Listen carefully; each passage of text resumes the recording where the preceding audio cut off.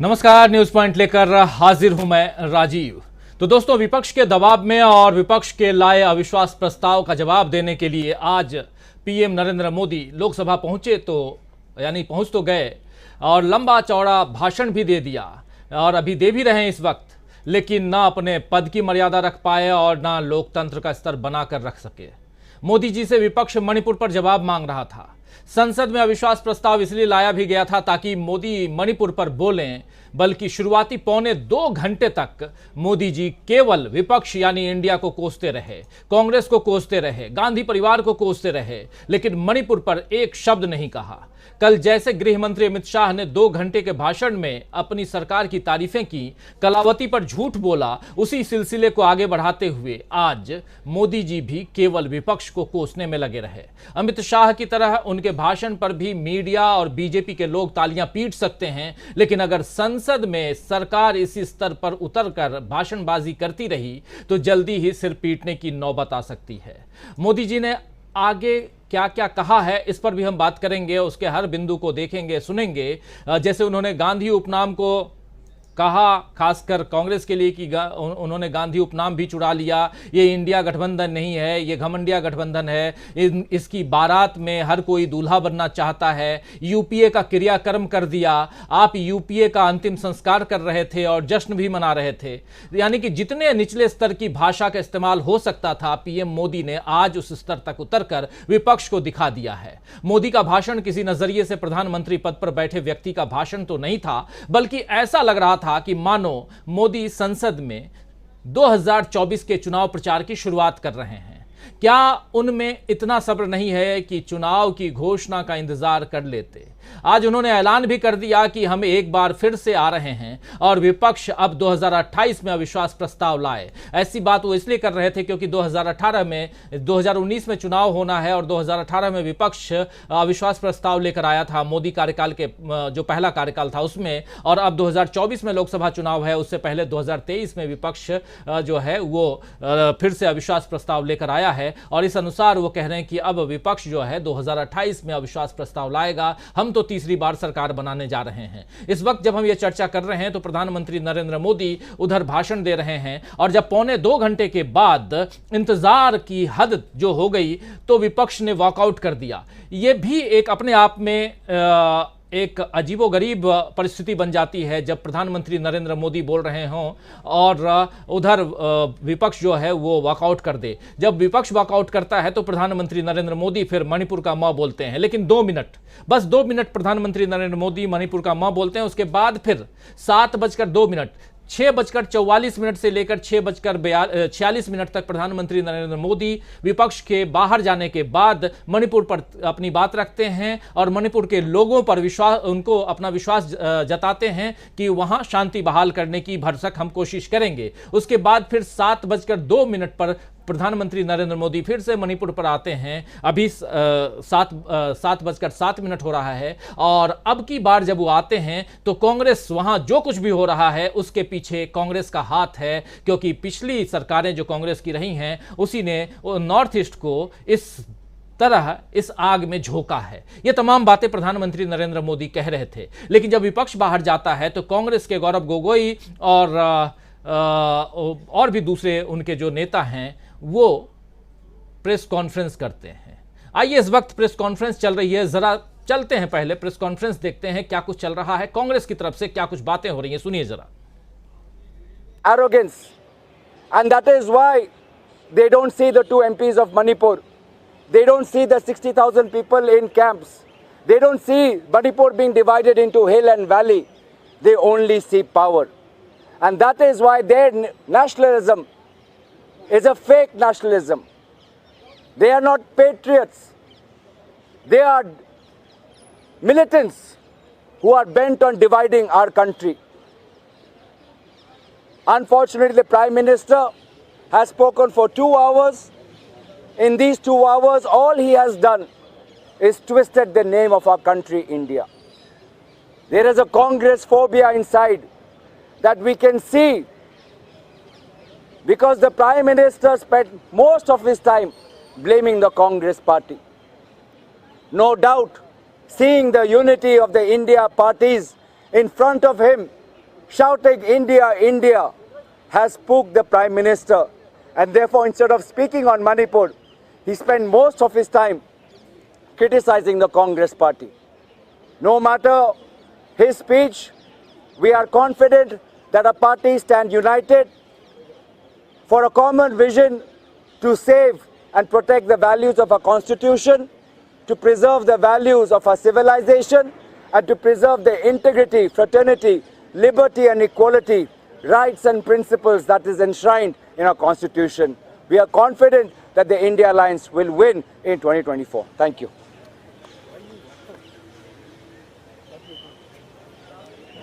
And as I said, because for 2 hours he didn't speak on Manipur, only defamed the name of our country, having not answered the 3 questions that I have raised, for denying the representatives of Manipur their right to speak in Parliament, for giving the Chief Minister of Manipur, who has failed his people, a clean chit, for being silent on wrestlers, for being silent on Chinese intrusion in India, for being silent on inflation, for being silent on the remarks of former Jammu Kashmir Governor Satyapal Malik, for being silent on issues of national security. India Alliance decided to walk out. मैं आखिरी का part Hindi में बोलना चाहता हूं कि क्योंकि प्रधानमंत्री मणिपुर पे कुछ नहीं बोले, क्योंकि प्रधानमंत्री महंगाई पर कुछ नहीं बोले, क्योंकि प्रधानमंत्री चीनी घुसपैठ पे कुछ नहीं बोले, क्योंकि प्रधानमंत्री पूर्व राज्यपाल सत्यपाल मलिक पर कुछ नहीं बोले, क्योंकि प्रधानमंत्री हमारे कुश्ती के खिलाड़ियों के आंदोलन पर कुछ नहीं बोले, इन विभिन्न कारणों के मद्देनजर रखते हुए इंडिया अलायंस ने आज पार्लियामेंट से वॉकआउट किया।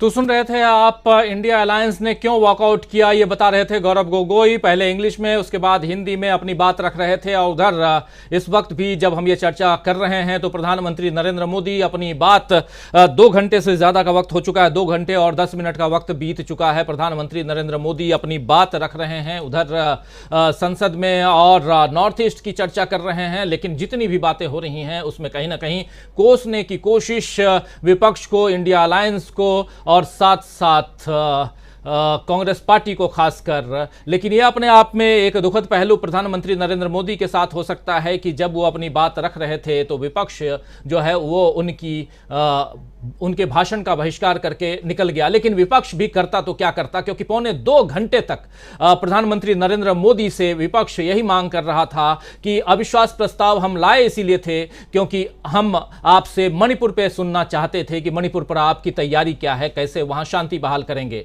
लेकिन प्रधानमंत्री नरेंद्र मोदी तब तक मणिपुर का मौन नहीं बोले जब तक कि विपक्ष अंदर सदन में बैठा हुआ था। और विपक्ष के जाते ही प्रधानमंत्री नरेंद्र मोदी ने 2 मिनट मणिपुर पे अपनी बात रखी और उसके बाद वो आगे अपनी बात फिर से कांग्रेस पर ले आए। आज क्या कुछ कहा प्रधानमंत्री नरेंद्र मोदी ने, बारी बारी से जरा देख लेते हैं, जरा एक एक करके मोदी जी की कुछ बाइट्स को सामने लेके आइए, जरा सुन लें, जरा उन तमाम हमारे साथी जो जुड़े हुए हैं उन तक भी पहुंचा दें और फिर हम आगे बढ़ेंगे। हमारे साथ बहुत सारे साथी, पैनलिस्ट साथी जुड़े हुए हैं, उनसे भी आपका परिचय करवाऊंगा। लेकिन पहले सुनते हैं प्रधानमंत्री नरेंद्र मोदी क्या कुछ कह रहे हैं, सुनिए।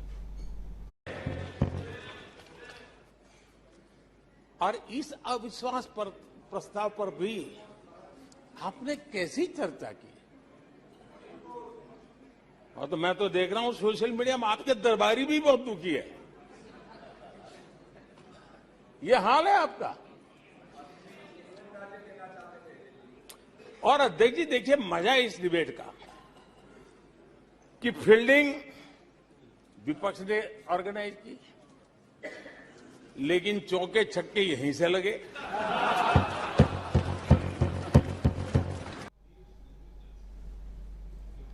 आइए जरा सुन लेते हैं, और भी बहुत कुछ उन्होंने कहा है प्रधानमंत्री नरेंद्र मोदी ने। एक दो बाइट और सुनाना चाहता हूं, फिर चलेंगे सीधे इस पर चर्चा करेंगे। प्रधानमंत्री नरेंद्र मोदी की बातें यहां इसलिए भी जरूरी हैं क्योंकि प्रधानमंत्री लगातार वार कर रहे थे, इंडिया के ऊपर लगातार वार कर रहे थे। उन्होंने आज राहुल गांधी पर भी वार किया, मां भारती कह करके भी उन्होंने डिफेंड करने की कोशिश की। राहुल गांधी ने जैसे कहा था कि आपने भारत माता की हत्या की है, आपने मणिपुर की हत्या की है, ये तमाम बातें जो राहुल गांधी कल कह रहे थे उसको भी एक बार रिकैप करेंगे। लेकिन पहले सुनते हैं प्रधानमंत्री नरेंद्र मोदी और क्या कुछ कह रहे हैं, सुनिए। और उनके लिए तो सबसे प्रिय नारा क्या है? मोदी तेरी कब्र खुदेगी। मोदी तेरी कब्र खुदेगी। मोदी तेरी कब्र खुदेगी, ये इनकी पसंदीदा नारा है।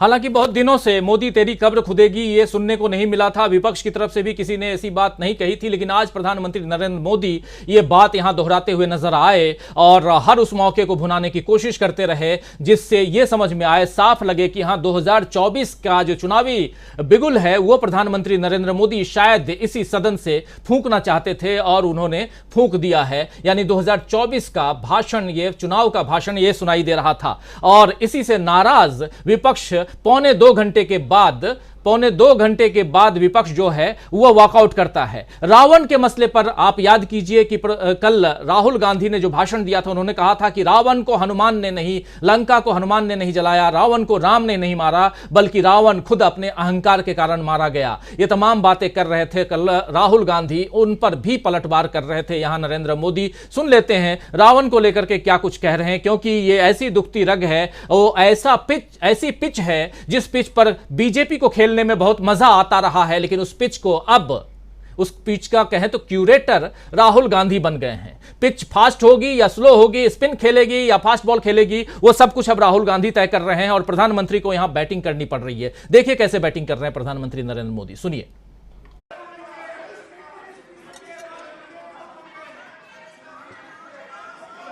आदरणीय अध्यक्ष जी, बहुत बार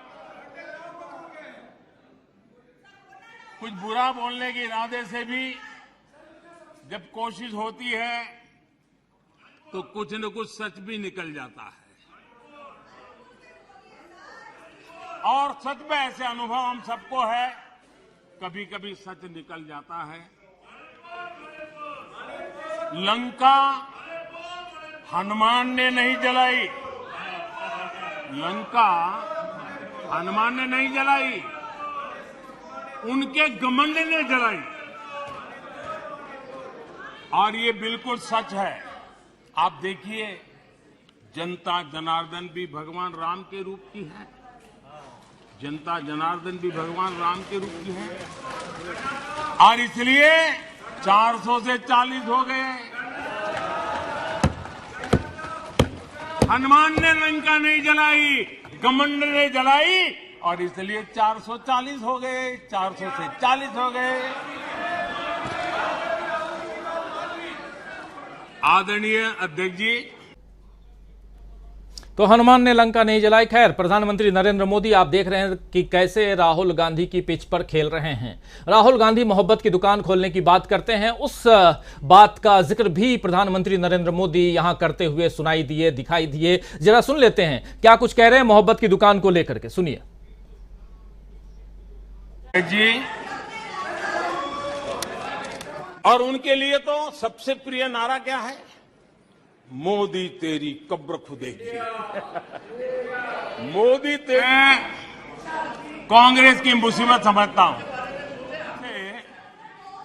एक ही फेल्ड प्रोडक्ट उसको बार बार लॉन्च करते हैं,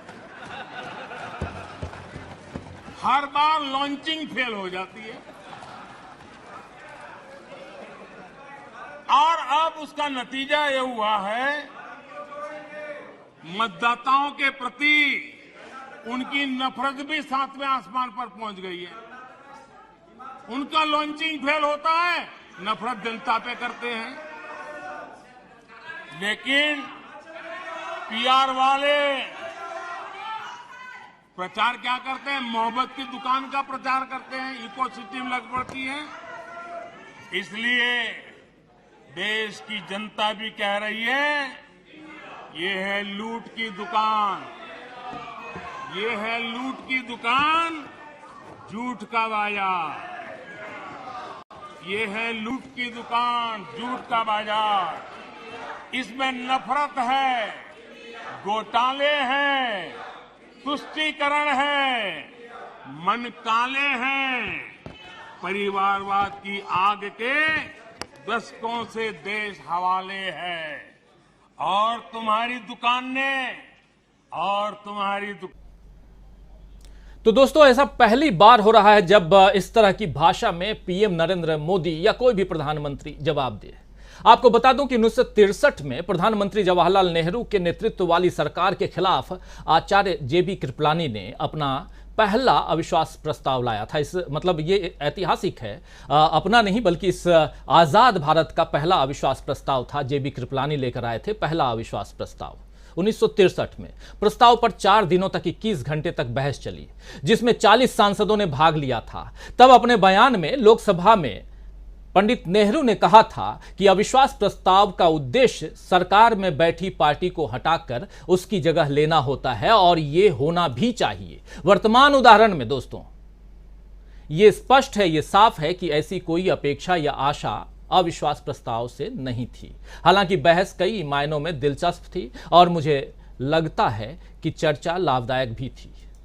तो ये तमाम बातें जो हैं ये उस वक्त कह रहे थे नेहरू जी, और अभी भी जो कुछ हो रहा है इसको आप समझ सकते हैं, देख सकते हैं। नेहरू जी की बात और आज की बात में कितना फर्क है ये सब आप समझ सकते हैं। लोकतंत्र कितना महान हो सकता है ये नेहरू के इस जो बयान था उस बयान से साबित होता है। 1963 से अब तक संसद में ये 28वां अविश्वास प्रस्ताव है, लेकिन ऐसा जवाब कभी किसी पीएम ने नहीं दिया जैसा जवाब आज प्रधानमंत्री नरेंद्र मोदी दे रहे थे। कल गृह मंत्री अमित शाह ने कहा था कि प्रधानमंत्री मोदी पर पूरे देश को विश्वास है, भले विपक्ष को अविश्वास हो। यहां ध्यान देने वाली बात यह है दोस्तों कि इंडिया के 144 सांसदों का समर्थन अविश्वास प्रस्ताव को है।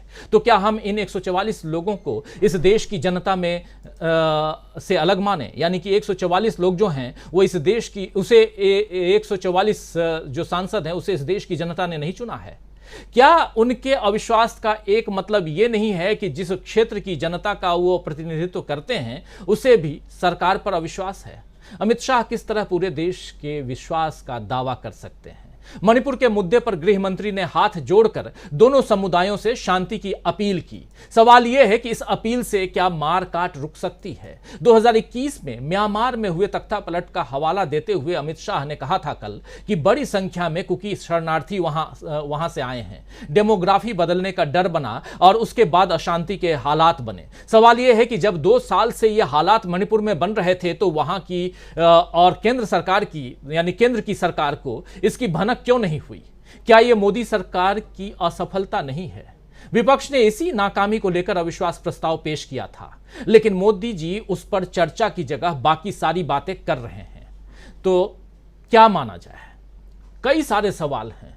मोदी जी जब नॉर्थ ईस्ट पे तब आए जब विपक्ष वॉकआउट कर जाता है। मोदी जी मणिपुर पर तब आए जब राहुल गांधी समेत, सोनिया गांधी समेत, अधीर रंजन चौधरी समेत और गौरव गोगोई जो अविश्वास प्रस्ताव के प्रेषक हैं वो वॉकआउट, उनके साथ तमाम विपक्ष के नेता वॉकआउट कर जाते हैं। क्या कारण है? आखिर ऐसा क्यों? इस क्यों का जवाब ढूंढने की कोशिश करते हैं। आइए हमारे साथ कुछ वरिष्ठ साथी जुड़े हुए हैं, उन सबसे आपका परिचय करवाता हूं। लंबा वक्त आप लोगों का ले लिया हूं और देखिए इस वक्त 5 वरिष्ठ साथी जुड़े हुए हैं हमारे साथ जयशंकर गुप्ता जी जुड़े हुए हैं, हमारे साथ डॉक्टर प्रकाश हिंदुस्तानी जी जुड़े हुए हैं, प्रेम कुमार जी हमारे साथ जुड़े हुए हैं, प्रशांत टंडन जी जुड़े हुए हैं, अमलेंदु उपाध्याय जी जुड़े हुए हैं। आप सबका स्वागत करता हूं इस कार्यक्रम में। और स्वागत इस्तकबाल आप तमाम दोस्त साथी शुभचिंतक आप सबका जो अब तक जुड़ चुके हैं, जो जुड़ने वाले हैं। खास दिन देश के लोकतंत्र के हिसाब से, लोकतंत्र के हिसाब से एक खास और भी पहलू है, वो भी यहां रख देना चाहता हूं। फिर चर्चा को आगे बढ़ाते हैं। सीधे आऊंगा फिर प्रशांत टंडन जी के पास में, इसलिए भी क्योंकि इलेक्शन कमीशन, चुनाव आयोग और चुनाव आयुक्त उसका प्रमुख होता है। चुनाव आयुक्त की नियुक्ति के लिए अभी 5 जजों की पीठ थी पिछले दिनों, 6 महीने पहले की बात है या उससे ज्यादा दिन हो गए, गुजर गए, क्योंकि समय बहुत जल्दी तेजी से बदलता है, आप सब जानते हैं। और वहां इन 5 जजों की पीठ ने यह फैसला सुनाया था कि चुनाव आयुक्त की नियुक्ति जो होगी उसमें उस नियुक्ति में 3 लोगों का पैनल होगा और उनकी सिफारिश पर राष्ट्रपति महोदय जो हैं या महोदया वो ठप्पा लगाएंगी, यानी कि नियुक्ति करेंगी। सिफारिश करने वाले जो 3 लोग थे उसमें वो कौन कौन लोग आज की तारीख में भी हैं? सीजेआई हैं, चीफ जस्टिस ऑफ इंडिया, आज की तारीख में चंद्रचूड़ साहब हैं, और उसके अलावा प्रधानमंत्री, देश के प्रधानमंत्री वो, और एक विपक्ष का नेता। अब सीजेआई को वहां से हटाने का, यानी कि जो नियुक्ति होगी अब चुनाव आयुक्त की, उस नियुक्ति में चीफ जस्टिस ऑफ इंडिया नहीं होंगे, उस नियुक्ति में अब उनकी जगह देश का नॉमिनेटेड कोई मंत्री होगा, केंद्रीय मंत्री, यानी कि मोदी जी का कोई सहयोगी होगा, और साथ में एक विपक्ष का अधीर रंजन चौधरी जैसे विपक्षी दल का नेता होगा। अब इसके आगे कुछ कहने की जरूरत नहीं है। चुनाव आयुक्त की नियुक्ति ऐसे होगी, और यह बिल ऑलरेडी आज राज्यसभा के पटल पर रख दिया गया है। राज्यसभा से पारित होने के बाद कल इसे लोकसभा से पारित करवा दिया जाएगा, और उसके बाद यह कानून बनेगा और यहां सीजेआई की दखल नहीं होगी, यानी कि अब चुनाव आयुक्त की नियुक्ति 3 जो ये हैं, 3 में से 2 तो कर ही लेंगे, 2 बनाम 1 अधीर रंजन चौधरी वहां ताली बजाने के लिए हैं। खैर, आना चाहता हूं प्रशांत टंडन जी आपके पास, और आपसे समझना चाहता हूं जरा उससे हट करके जो मोदी जी का भाषण था, और उस भाषण के साथ साथ राहुल गांधी के भाषण का बहुत ज्यादा असर दिखाई दिया मोदी जी के ऊपर, और घबराहट ऐसी, सीधे शब्दों में देश के प्रधानमंत्री हैं, इसलिए भी उनसे ये उम्मीद रहनी चाहिए हम सबको कि एक बोल्ड भाषण होना चाहिए था। जब वॉकआउट कर जाता है विपक्ष, तब प्रधानमंत्री फटाफट मणिपुर पे आते हैं। किस रूप में इसको देखा जाए, और वो भी 2 मिनट के लिए? जी राजीव जी, आज जब मैं अभी मोदी जी का भाषण चल रहा था, उसके बाद एक और घटना वहाँ हो रही जिसकी जानकारी मुझे नहीं आ पा रही क्योंकि वो चल रही है इस वक्त, कि आमतौर पे लीडर ऑफ द हाउस का यानी प्रधानमंत्री का बयान के बाद वोटिंग हो जाती है। ये पार्लियामेंट्री अफेयर्स मिनिस्टर कोई एक प्रस्ताव वहाँ पे शायद लेकर आए इसके बाद, तो वो जानकारी भी थोड़ी देर में आएगी। देखिए, आज मोदी जी का जो भाषण अभी भी चल रहा था, अब शायद खत्म हुआ है, कुंठाओं से भरा हुआ था और बहुत अच्छे संतुलन में प्रधानमंत्री नहीं थे। मैं राजनीति की बात नहीं कर रहा हूँ राजीव जी, राजनीति में बहुत सारी चीजें किनारे रख दी जाती हैं। प्रधानमंत्री मोदी ने पिछले प्रधानमंत्रियों के कार्यकाल की चर्चा की, और उस कार्यकाल की चर्चा में राजनीतिक कांग्रेस के ऊपर राजनीतिक हमले करते करते प्रधानमंत्री ने भारत की वायुसेना और भारत की सेना पर गंभीर आरोप लगाए। एक जो आप कह रहे थे कि वहां कोई प्रस्ताव रख रहे थे संसदीय कार्य मंत्री, प्रस्ताव यह था कि अधीर रंजन चौधरी को लोकसभा से सस्पेंड किया जाए, यह प्रस्ताव था, और यह प्रस्ताव वहां दे दिया गया है। और दूसरी तरफ विपक्ष की गैर मौजूदगी में ध्वनि मत से यह अविश्वास प्रस्ताव गिर गया है, यानी कि सरकार के पक्ष में जो सरकार के पक्ष के लोग बैठे हैं उन्होंने ध्वनि मत से इसे पास कर दिया है। ये 2 बातें यहां हैं महत्वपूर्ण जो रखना चाहता हूं। अधीर रंजन चौधरी को लोकसभा से सस्पेंड करने का प्रस्ताव यहां पर संसदीय कार्य मंत्री ने दिया था। जी, क्योंकि अधीर रंजन चौधरी प्रधानमंत्री के भाषण के दौरान खड़े हो गए थे और उन्होंने कुछ अपनी बात कहनी चाहिए थी, और ये भी पहली बार हो रहा है कि नेता प्रतिपक्ष को ही आप बाहर निकाल दें, और जो कांग्रेस सबसे बड़ी पार्टी है उसके जो संसदीय दल के नेता हैं वहाँ पे उनको ही बाहर निकाल दें। लेकिन जो बात मैं राजीव जी कह रहा था कि प्रधानमंत्री मोदी ने एयरफोर्स और भारतीय सेना पर भी गंभीर आरोप लगाए। उन्होंने कहा कि कांग्रेस के ऊपर आरोप लगाया या सेना भेजी अकाल तख्त में, किन मजबूरियों में सेना गई थी वहां पे। भिंडरावाला वहां पे था। भिंडरावाला वहां से देश विरोधी जी जो है वो गतिविधियां चला रहा था। हथियारों के जखीरे वहां पे थे और सेना वहां पे, मुझे याद है कि नंगे पैर सेना वहां गई थी। सेना के अफसर नंगे पैर उन दिनों में दूरदर्शन में दिखता था और सर पे वो स्कार्फ भी पहनते थे और पूरे सम्मान के साथ वहां गए थे। तो प्रधानमंत्री क्या भिंडरावाले को लेजिटिमाइज कर रहे हैं यहाँ पे कि वो नहीं होना चाहिए था? जी एयरफोर्स ने मिजोरम पे किन परिस्थितियों में एयरफोर्स ने सॉर्टीज वहां पे ली थी 60 के दशक में, वो उसका आज क्या औचित्य है? और एयरफोर्स पे, अपनी एयरफोर्स पे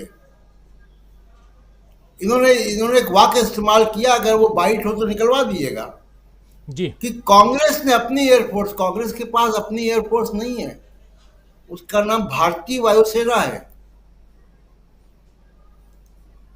और बहुत दावे के साथ राजीव जी कह सकता हूं कि कई बार, एक नहीं कई बार, हमारे सेना के अफसर, कमांडर्स पॉलिटिकल लीडरशिप की बात 100% नहीं मान लेते हैं। बिल्कुल। मैं दो उदाहरण आपको देता हूं। एक रीसेंट उदाहरण इन्हीं की सरकार के हैं कि ऑपरेशन ग्रीन हंट में सेना से मदद मांगी गई थी गनशिप की। सेना ने और जनरल वीके सिंह ने मना कर दिया था। उस वक्त चीफ ऑफ आर्मी स्टाफ थे। जनरल मानिक शॉ, जब पाकिस्तान, पूर्वी पाकिस्तान पे हमले की बात हुई थी, जनरल मानिक शॉ ने इंदिरा गांधी को मना कर दिया था कि भी मानसून आएंगे, मानसून पे हम हमला नहीं करेंगे।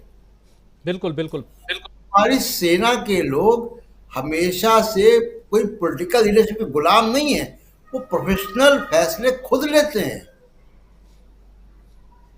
तो ये एक मोदी साहब कांग्रेस पे हमला करते करते न जाने कहाँ चले गए। इसलिए मैं कह रहा हूं कि आज वो अच्छे संतुलन में नहीं थे, और एक संतुलन में ना होने की वजह से आप देखिए कि 1.25 घंटे बाद अपोजिशन के वॉकआउट के बाद उन्होंने मणिपुर पे चर्चा करना या बोलना मुनासिब समझा। जी तो ये बहुत ही आश्चर्यजनक बात है, बहुत ही ऐसी बात है कि जो बहुत बिल्कुल असामान्य है किसी भी ह्यूमन बीइंग के लिए। बिल्कुल सही कह रहे हैं प्रशांत टंडन जी। इस बीच खबर यही है कि अधीर रंजन चौधरी को लोकसभा से सस्पेंड कर दिया गया है। जांच होने तक सस्पेंड कर दिया गया है अधीर रंजन चौधरी को लोकसभा से। 1.25 घंटे तक जब प्रधानमंत्री बोलते रहे और इधर विपक्ष ये डिमांड करता रहा मणिपुर मणिपुर मणिपुर, लेकिन प्रधानमंत्री नरेंद्र मोदी 1.25 घंटे तक जब मणिपुर का म तक नहीं बोले तो विपक्ष हार थक करके वॉकआउट कर गया। और उसके बाद प्रधानमंत्री नरेंद्र मोदी मणिपुर पर 2 मिनट बोले, उसके बाद फिर आए 10 मिनट बाद और फिर थोड़ी देर तक बोलते रहे। और ये तस्वीरें आप देख रहे हैं, जो वॉकआउट की तस्वीरें, ये बीच बीच में हम आपको दिखाते रहेंगे। तो इस बीच बहुत सारी खबरें, बहुत सारी बातें जो हैं वो हम आप तक पहुंचाने की कोशिश कर रहे हैं। आज का दिन बहुत खास दिन इस हिसाब से, क्योंकि भारत के लोकतंत्र में और उसमें भी अविश्वास प्रस्ताव, सरकार के खिलाफ अविश्वास प्रस्ताव, ये देखिए कि तमाम जो विपक्षी दल के नेता हैं, राहुल गांधी, गौरव गोगोई, ये तमाम नेता बाहर जा रहे हैं, बाहर जाते हुए दिखाई दे रहे हैं विपक्षी दल के नेता। और जैसे ही विपक्षी दल के नेता बाहर जाते हैं वैसे ही प्रधानमंत्री नरेंद्र मोदी मणिपुर पे आते हैं, थोड़ी खींच दिखाते हैं अपनी कि विपक्षी दल के नेता चले गए। और उसके बाद मणिपुर पे जब आते हैं तो 2 मिनट मणिपुर पे अपनी बात करके और एक विश्वास दिलाने की कोशिश करते हैं कि देखिए केंद्र की सरकार और स्टेट की सरकार जो है, दोनों मिलकर हम लोग काम कर रहे हैं और हम वहां शांति बहाल करेंगे। लेकिन बहुत सारी चीजें इफ एंड बट बहुत हैं। प्रधानमंत्री नरेंद्र मोदी के भाषण में भी, और बार बार वो जिक्र कर रहे थे। अमित भाई ने कल ऐसा बोला, यानी कि गृह मंत्री अमित शाह ने जो कल अपना भाषण दिया है, उस भाषण का जिक्र भी यहां प्रधानमंत्री नरेंद्र मोदी बार बार कर रहे थे। तो उस हिसाब से भी यहां कुछ जस्टिफाई करने की कोशिश में प्रधानमंत्री नरेंद्र मोदी लगे रहे, लेकिन पूरा का पूरा भाषण जो था वो कहीं ना कहीं चुनावी भाषण दिखाई दे रहा था। चुनावी न कहें तो जो भाषण हमेशा, जिस ढंग का भाषण प्रधानमंत्री नरेंद्र मोदी सदन के अंदर देते रहे हैं, उससे अलग नहीं था। कुछ बातें यहां रिपीट भी हो रही थी, रिपीटेशन था इनके भाषणों में। जरा आना चाहता हूं पहले जयशंकर जी, आपके पास ही आना चाहता हूं। जो विधायी प्रक्रिया को आप बहुत नजदीक से देखते रहे हैं और खासकर लोकसभा राज्यसभा को इतने साल तक आपने कवर किया है, उसके बाद भी, आज भी कवर करते हैं, उसके बाद भी जरा ये समझना चाहता हूं, क्या आपने ऐसा भाषण, क्योंकि पूरा भाषण आप सुन रहे थे, ऐसा भाषण आपने पहले सुना था? पहली बात। दूसरी बात ये कि वॉकआउट के बाद प्रधानमंत्री जागते हैं, चेतते हैं कि नहीं, मुझे मणिपुर पर बोलना चाहिए। क्या लगता है आपको कि मणिपुर पर पेशेंस की परीक्षा ले रहे थे प्रधानमंत्री नरेंद्र मोदी विपक्ष के, या अगर विपक्ष रहता तो नहीं बोलते? मुझे तो आज वो एक अच्छे एंटरटेनर के रूप में नजर आए। हालांकि झुंझलाहट और बौखलाहट उनके चेहरे पे भारी पड़ रही थी, तो लेकिन वो एंटरटेन कर रहे थे बार बार। कभी नारे लगवा रहे थे, कभी कहा उन्होंने तमिलनाडु का कांग्रेस के बारे में नो कॉन्फिडेंस, तो फला राज्य का कांग्रेस के बारे में नो कॉन्फिडेंस, और उसके बाद उनके साथी लोग जो थे वहां बैठे हुए, वो लोग भी यही उसी नारे को दोहरा रहे थे। ऐसे कई बार उन्होंने नारे लगाए। अब मुश्किल क्या है कि देखिए, उनके साथ सबसे एक अच्छी बात यह है प्रधानमंत्री नरेंद्र मोदी जी के साथ, कि उनको शर्म हया कुछ आती नहीं है। उसके बेशर्मी के साथ कुछ भी बोलने की वो कुवत रखते हैं। कभी वो सोचते नहीं है कि भाई तमिलनाडु ने कांग्रेस को खारिज कर दिया, तो तमिलनाडु ने जनसंघ से लेकर बीजेपी को कब स्वीकार कर लिया। आज जो कह रहे हैं कि एक नो कॉन्फिडेंस मोशन जो है, जनता का हमारे प्रति विश्वास है, सदन का हमारे प्रति विश्वास है।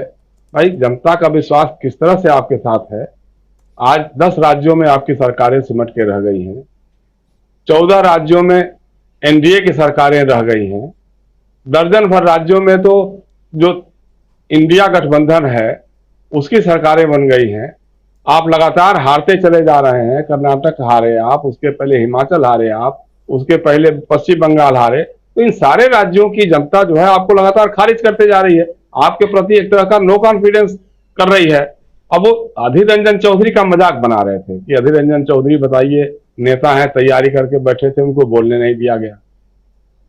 उनके बगल में बैठे हुए राजनाथ सिंह का चेहरा मैं देख रहा था, नितिन गडकरी का चेहरा देख रहा था मैं, उनको क्यों नहीं बोलने दिया भाई? रक्षा मंत्री हैं और जो सबसे अधिक नितिन गडकरी के काम की ही चर्चा होती है, जो कुछ भी होती है, उनको क्यों नहीं बोलने दिया आपने? फिर उन्होंने कहा कि साहब वो काला कपड़ा पहन करके आ गए थे लोग, और बगल में नितिन गडकरी जी काला कपड़ा पहन करके बैठे हुए थे। मतलब कुछ भी उनको दिखता नहीं है, कुछ सोचता नहीं है, जो मन में आता है अपना वो बोले जाते हैं। इसी तरह कल जैसे था, अब अमित शाह जी का 2 घंटे का भाषण बड़ा ओजस्वी या बहुत तार्किक जैसे कहा जा रहा था। अब उनको पता ही नहीं है कि जो कलावती जो थी वो बुंदेलखंड की है या विदर्भ की है, महाराष्ट्र में विदर्भ यवतमाल की है। वो बोल रहे थे बुंदेलखंड की बहन कलावती के घर गए थे और ये हुआ था, उसके बाद उन्होंने उसकी खोज खबर नहीं ली। आज उसके बाइट आ गए कलावती के, कहा कि भाई मेरे लिए तो राहुल गांधी के अलावा अब किसी और ने कुछ कहा नहीं, किया नहीं। अमित शाह जी कह रहे थे हमारी सरकार ने वहां उनके घर में गैस पहुंचाई, हमारी सरकार ने बिजली पहुंचाई, मकान बनवाया। वो कहा सब झूठ है, सिर्फ राहुल गांधी ने किया था।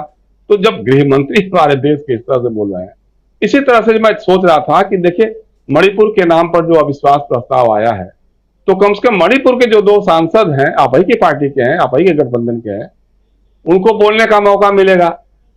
लेकिन उनसे आप उनको बोलने नहीं दिया। एक मिजो थे, मिजो नेशनल फ्रंट के सांसद थे, वो बार बार उचक रहे थे बोलने के लिए, उनको चुप करा दिया गया, उनको बैठा दिया गया, उनको बोलने ही नहीं दिया गया। आज नतीजा क्या हुआ कि मिजो नेशनल फ्रंट के जो मुख्यमंत्री हैं मिजोरम के, जोरामथंगा, उन्होंने कहा कि हमारी पार्टी नो कॉन्फिडेंस वोट के पक्ष में मतदान करेगी। जी बिल्कुल, ये हालत हो गई है, ये हालत हो गई है। तो अब ये सब चीजें हमारे प्रधानमंत्री जी को दिखती नहीं है। वाक्यजाल बुनते हैं और वाक्यजाल बुनने में क्या क्या बोलते चले जाते हैं, इसका कोई ठिकाना नहीं लगता है। अब वो बार बार जैसे वो कह रहे थे कि quit India, corruption quit India. आज ही की तारीख में हमको जो खबर मिली है, मीडिया में भी आई, अखबार में भी आया है, सीएजी की रिपोर्ट आई है कि साहब जो आयुष्मान भारत योजना है केंद्र सरकार की, उसमें 7.5 लाख लोगों का जो रजिस्ट्रेशन हुआ है वो एक मोबाइल नंबर से हुआ है। वो मोबाइल नंबर भी दिया है सीएजी ने। तो ये बड़ा भारी घोटाला तो आपके सामने है। और भ्रष्टाचार मुक्त भारत बनाने की बात करेंगे, अजीत पवार को साथ में रखेंगे, नारायण राणे से भाषण करवाएंगे और भ्रष्टाचार मुक्त भारत की बात करेंगे आप। तो मतलब इतनी सारी विडंबनाएं हैं, इतनी सारे अंतर विरोध हैं, उनको कोई मतलब नहीं। वो बेलौस बोलते हैं, जो मन में आता है वो बोलते हैं, उसमें उनको कोई चिंता नहीं है। जी बिल्कुल बिल्कुल। और आता हूं जयशंकर जी, आता हूं। राहुल गांधी ने कल जो भाषण दिया था, उस भाषण का कितना असर प्रधानमंत्री नरेंद्र मोदी पर था, वो आप आज के प्रधानमंत्री नरेंद्र मोदी के भाषण से समझ सकते हैं। लेकिन राहुल गांधी ने कल कहा क्या था? जरा रावण को लेकर के यहां चर्चा कर रहे थे, हनुमान को लेकर के चर्चा कर रहे थे प्रधानमंत्री नरेंद्र मोदी। राहुल गांधी ने क्या कुछ कहा था, जरा एक बार रिकैप कर लेते, जरा सुन लेते हैं। राहुल गांधी ने भाषण में कहा क्या था, जिसको लेकर के, हालांकि राहुल गांधी के भाषण के कई शब्दों को, हिस्सों को एक्सपंज किया गया है, और कांग्रेस का यह भी आरोप है कि राहुल गांधी को ज्यादा नहीं दिखाया गया। 15 मिनट के मणिपुर पे जो राहुल गांधी का भाषण था, उसमें से राहुल गांधी को टीवी पर मात्र 4 मिनट दिखाया गया, और टोटल राहुल गांधी के 37 मिनट के भाषण में सिर्फ उनको 14 मिनट टेलीविजन पर दिखाया गया। तो ये तमाम बातें थी, लेकिन राहुल गांधी ने कहा क्या था, जरा सुन लेते हैं। रावण 2 लोगों की सुनता था, रावण 2 लोगों की सुनता था, मेघनाथ और कुंभकर्ण। वैसे ही नरेंद्र मोदी 2 लोगों की सुनते हैं, अमित शाह और अडानी। भाई और बहनों, लंका को हनुमान ने नहीं जलाया था, लंका को रावण के अहंकार ने जलाया था। प्लीज माननीय सदस्य, आप संयमित बोले। आप ये सदन है, आप तरीके से बोलिए। माननीय राम सदस्य, ने रावण को नहीं मारा था, रावण के अहंकार ने रावण को मारा था। आप पूरे देश में केरोसिन फेंक रहे हो, पूरे देश में आप केरोसिन फेंक रहे हो। आपने मणिपुर में केरोसिन फेंकी और फिर चिंगारी लगा दी। अब आप हरियाणा में कर रहे हो, पूरे देश को आप जलाने में लगे हो। आप पूरे देश में भारत माता की हत्या। तो रावण को अहंकार ने मारा था, पूरे देश में कैरोसिन छिड़क रहे हो, ये तमाम बातें यहां राहुल गांधी कल कह रहे थे, और आज प्रधानमंत्री नरेंद्र मोदी कहीं ना कहीं उसी तैयारी में आए हुए थे कि यहां उसका जवाब दें। जरा आना चाहता हूं डॉक्टर प्रकाश हिंदुस्तानी जी आपके पास। प्रधानमंत्री नरेंद्र मोदी के भाषण को, आज के भाषण को, कल राहुल गांधी का छोटा भाषण, लेकिन उस भाषण का कितना असर आज इधर मोदी जी पे आप देखते हैं, जरा आपका नजरिया इस पे। राजीव जी, कोशिश की मोदी जी ने कि मनोरंजक बोले, थोड़ा मनोरंजन करे, लेकिन वो खुद भटक गए कि वो क्या कहना चाहते। इतना उबाऊ, इतना बेसिर पैर का, गैर संदर्भ वाला भाषण कभी किसी प्रधानमंत्री ने दिया हो मुझे पता नहीं। जिन मुद्दों पर अपेक्षा थी कि नरेंद्र मोदी बोलेंगे, उन पे वे बोले नहीं। मणिपुर की हिंसा पर कंट्रोल क्यों नहीं हो रहा है, इस पर नहीं बोले। भ्रष्टाचारियों को धोने के लिए वॉशिंग मशीन कहां है, विपक्ष पर आरोप लगाते हैं, उस बारे में कुछ नहीं बताया। परिवारवाद की बातें की, फिर ये नहीं बताया कि अजित पवार और ज्योतिरादित्य सिंधिया को क्यों महत्व मिला, पार्टी ने क्यों जान दी। रोजगार के मुद्दे पर उन्होंने कोई चुप्पी नहीं तोड़ी, केवल वही पुराने डायलॉग बोले। और ईडी, सीबीआई समेत सेंट्रल एजेंसियों के दुरुपयोग के बारे में उन्होंने कोई बात नहीं की जो उनसे अपेक्षा थी। उन्होंने अपनी कथित कामयाबियों को बताया कि बैंकिंग में यह हुआ। अरे जब बैंकों का विलय हो गया तो उनका कारोबार तो बढ़ना ही था, इसमें कौन सी बड़ी बात हो गई। अगर बैंकों का विलय हो रहा है और कई बैंकें मिला के एक बैंक बनाई जा रही, तो जाहिर है कि उन्हें तो बड़ा होना ही है, उनका कारोबार तो बढ़ना ही है, डबल होना ही है। LIC के बारे में उन्होंने कहा कि नहीं, झूठा प्रचार था। HAL के बारे में उन्होंने कहा झूठा प्रचार था। लेकिन क्या ये बात सच नहीं है कि अनिल अंबानी की रिलायंस को ठेका दिया गया था? ये सारी बातें वे गोल कर गए और काफी हद तक उन्होंने चुनावी भाषण दिया। उन्हें लगा कि वे मन की बात कर रहे हैं, संसद में अविश्वास प्रस्ताव का जवाब नहीं दे रहे हैं। तो ये मुझे बहुत अजीब लगा कि प्रधानमंत्री कैसी भाषा इस्तेमाल कर रहे हैं। विपक्ष के लिए भी उन्होंने अच्छी बातें नहीं कही, और आत्मश्लाघा एक शब्द है, उसका इस्तेमाल उन्होंने बार बार कहा। मोदी को कब्र में भेजना चाहते हैं, मोदी की कब्र खोदना चाहते हैं। कौन खोदना चाहता है? मोदी जी देश के प्रधानमंत्री हैं, उनके बारे में कौन ऐसी बात सोचेगा? उन्होंने कहा कि काले कपड़े पहन के आए तो शुभ हो गया, जिन चीजों की बुराई की विपक्ष ने तो उससे भला हो गया। अरे भाई, जो लोगों ने बुराई की तो उसका भला का नतीजा तो बताइए। और आज भी वो ही कहते हैं कि सब चीजों के लिए जवाहरलाल नेहरू दोषी हैं। 1960 में हुआ था, 1961 में हुआ था, 1962 में हुआ था। तो अपने बारे में भी कुछ बताते कि क्या हुआ। जैसा अभी जयशंकर जी ने बताया कि इन चुनावों में, पिछले कुछ चुनावों में क्या गति हो गई बीजेपी की, किस तरह देश में आग लगाई जा रही है, इस बारे में वे कुछ कहते नहीं है और वही बातें दोहराते हैं जो उनको कहना है। चुनावी सभाओं जैसी बातें हर बार करते हैं, तो ये उन्हें नहीं करना चाहिए था। और फिर उन्होंने फिर वही ढोल बजाया, तीसरी सबसे बड़ी इकोनॉमी होगी। अरे प्रति व्यक्ति आय कितनी है देश की, ये बताइए। तीसरी बड़ी इकोनॉमी क्या है? एक घर में 20 सदस्य हैं और एक घर में 2 सदस्य हैं। 20 सदस्यों वाले घर में हर आदमी 2000 कमाता है, 2 सदस्यों वाले घर में हर आदमी 20,000 कमाता है। आप कहोगे देखिए हम तो उसके बराबर हो गए। तो जब आपके घर में 140 करोड़ लोग हैं तो उनकी प्रति व्यक्ति आय बताइए, वो बताएंगे नहीं। और वही बातें चुनावी भाषण, उन्हें लगता है कि चुनाव का लाभ ले लूं, चुनावी भाषण दे दूं, ताकि लोगों को लगे कि मैं कितना अच्छा कार्य कर रहा हूं, हमारी सरकार कितना अच्छा कार्य कर रही है। और उसके पहले उन्होंने वैक्सीन की बात भी की, कांग्रेस के लिए मजाक बनाया कि नो कॉन्फिडेंस, नो कॉन्फिडेंस। अरे भाई, वोटों का प्रतिशत देखिए, नो कॉन्फिडेंस की बात तो छोड़िए, लेकिन वो बातें नहीं करेंगे। हिमाचल में क्या हुआ, कर्नाटक में क्या हुआ, इस बारे में बताएंगे नहीं। 9 राज्यों में 9 साल में 9 राज्यों में हमने सरकार गिराई, गलत तरीकों से गिराई, इस बारे में नहीं बोलेंगे। ईडी के बारे में नहीं बोलेंगे। और आज जो प्रस्ताव रखा गया है चुनाव आयोग की नियुक्ति का, चुनाव आयुक्त की नियुक्ति का, उसमें प्रधानमंत्री के पैनल नहीं किया है। तो ये सारी बातें उन्होंने नहीं की। उन्होंने वे बातें कही जो उनके लिए माफिक थी, चुनाव में उनके लिए फायदेमंद हो सकती थी। और उन्होंने आज के इस मौके को अपनी चुनावी सभा के रूप में या मन की बात के रूप में कहने की कोशिश की। इतना लंबा उबाऊ भाषण, मैं अभी आपके सामने बैठा हूं राजीव जी, तो मैं सिरदर्द की गोली खा के बैठा हूं, क्योंकि उनका भाषण सुनते सुनते मेरे सिर में दर्द होने लगा। मुझे लगता पता नहीं कितने लोगों को, कोई नई बात नहीं है, वही बातें वही बातें वही बातें। आपको लगता है अब बातें खत्म होगी, लेकिन फिर वो कोई पुरानी बात। और जो बात कहना चाहते हैं, जो बात लोगों को जाननी है, उसके बारे में वो कोई बात नहीं कहते।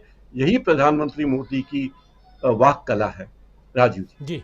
जी प्रकाश जी, थोड़ा आप आराम कीजिए, आपका सिर दर्द हो रहा है और उस उबाऊ भाषण से। और उसी भाषण पे दोस्तों हम चर्चा कर रहे हैं। प्रधानमंत्री नरेंद्र मोदी एक पे एक हमला करने की कोशिश, और लगातार विपक्ष चाह रहा था कि प्रधानमंत्री नरेंद्र मोदी आएं और मणिपुर पर चर्चा करें, लेकिन प्रधानमंत्री नरेंद्र मोदी मणिपुर पर जब 2.25 घंटे तक चर्चा नहीं करते हैं, कोई बात नहीं करते हैं, अपनी बात नहीं रखते हैं, तो विपक्ष हार थक कर चला जाता है, वॉकआउट करता है। ये अपने आप में आप जानते हैं कि संसद की जो प्रणाली है, और उसमें भी अगर इतने उच्च पद पर बैठा हुआ आदमी भाषण दे रहा हो और वहाँ पर अगर विपक्ष वॉकआउट कर जाए तो कहीं ना कहीं बेइज्जती फील होती है, ये तय मानिए। और वो लिखा कहीं नहीं है, लेकिन ये फील होती है। और वो फीलिंग जो है वो प्रधानमंत्री जी के चेहरे पे साफ साफ देखा पढ़ा जा सकता था जब वो विपक्ष जा रहा था। और उसके बाद आनन फानन में प्रधानमंत्री नरेंद्र मोदी मणिपुर पे आ गए। एक बार प्रेम कुमार जी आपके पास आऊं, लेकिन उससे पहले आज प्रधानमंत्री नरेंद्र मोदी कह रहे थे कि आपने इस प्रस्ताव पर किस तरह की चर्चा की है। मैं सोशल मीडिया पर देख रहा हूं कि आपके दरबारी भी बहुत दुखी हैं, आपके दरबारी भी बहुत दुखी हैं। विपक्षी दल एक चीज पर जुटे भी तो अपने कट्टर दुश्मन के साथ जुटे। फील्डिंग विपक्ष ने सेट की, लेकिन चौके छक्के यहीं से लगे, विपक्ष नो बॉल करता रहा।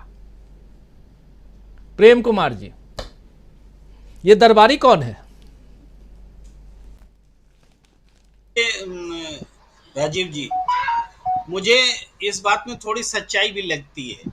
सच्चाई क्या लगती है कि हर समय कल भी जब प्रधानमंत्री जी ने बोला तो कई जगह पैनल पर बैलेंस होता है कि दो लोग इधर से बोलते, दो लोग उधर से बोलते।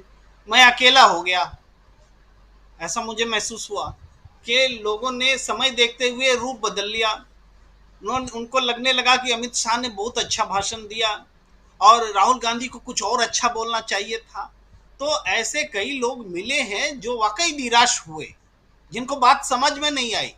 तो वैसे लोगों का ही उदाहरण वो दे रहे होंगे, उसको वो दरबारी भी कह रहे होंगे। कल तक हो सकता है सुना होगा कि वो कुछ और बोल रहे थे, उस दिन और कुछ बोल रहे थे। ये मैं अपनी ईमानदारी से बात कह रहा हूं कि ऐसा है।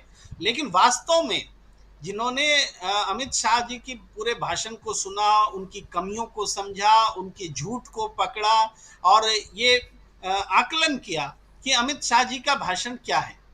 मैंने आज सुबह से एक आकलन रखा था कि अमित शाह जी ने अगर 2 घंटा 3 मिनट भाषण दिया है तो नरेंद्र मोदी जी उससे ज्यादा भाषण देंगे, उससे छोटा भाषण नहीं देंगे। ये मेरा आकलन था और ओपन था, वो सही हुआ। 2 घंटा 13 मिनट भाषण दिया।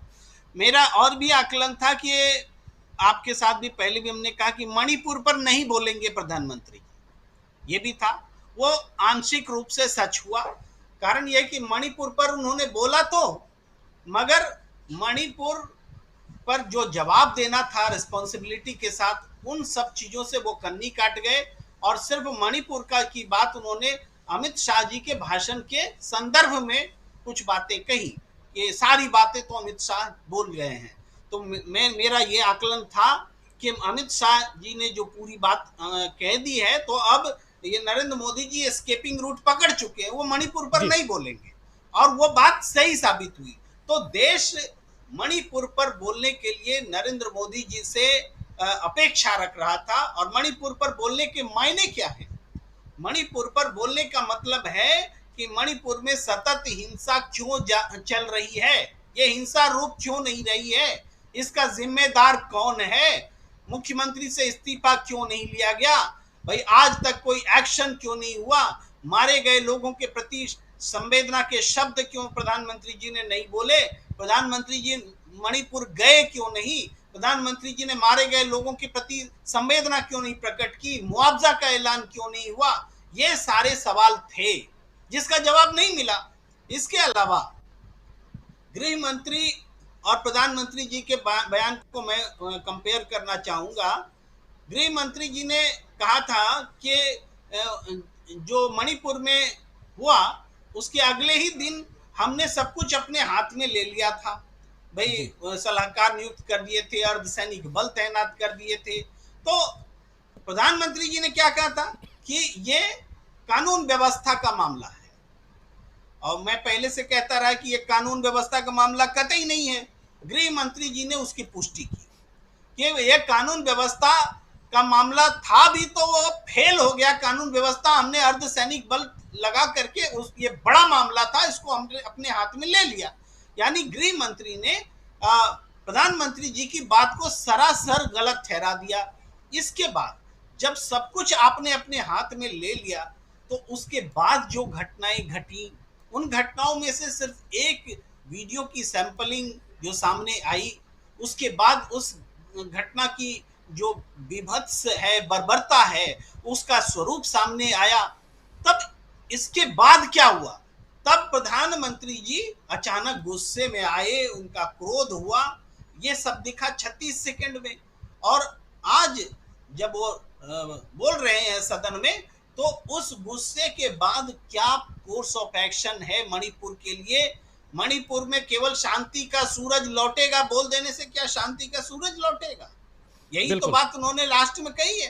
तो मणिपुर में शांति, जरा सुन लेते हैं प्रेम कुमार जी, जरा सुन लेते हैं मणिपुर पर मोदी जी ने कहा क्या है, जरा सुन लेते हैं। ये बहुत महत्वपूर्ण है, पूरा का पूरा ये मामला जो है मणिपुर को लेकर के। प्रधानमंत्री नरेंद्र मोदी ने मणिपुर पर बोला क्या, जरा सुनिए।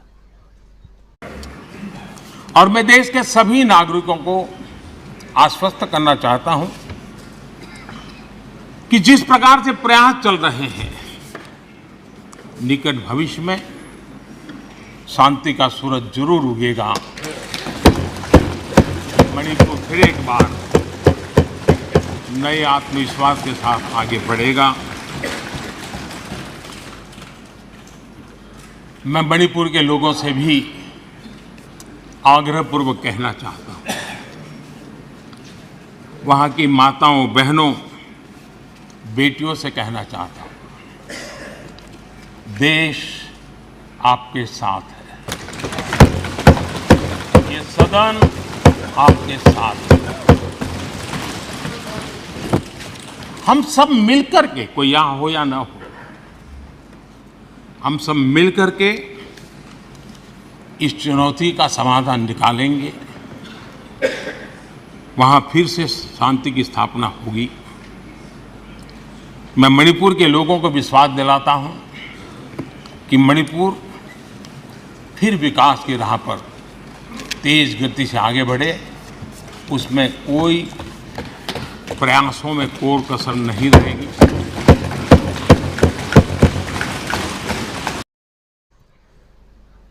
तो मणिपुर पर प्रधानमंत्री नरेंद्र मोदी का बयान आपने सदन के अंदर सुन लिया, और यही बात तो विपक्ष पहले से कह रहा था। लेकिन क्या ये जो बात है जो प्रधानमंत्री जी यहाँ कह रहे हैं कि मणिपुर फिर एक बार आत्मविश्वास के साथ आगे बढ़ेगा, हम सब मिलकर, कोई यहाँ है या नहीं है, यानी कि जो वॉकआउट कर गए हैं उनके साथ मिलकर मणिपुर में और जो चुनौती है उसका समाधान करेंगे और मणिपुर को फिर से पटरी पर लाएंगे।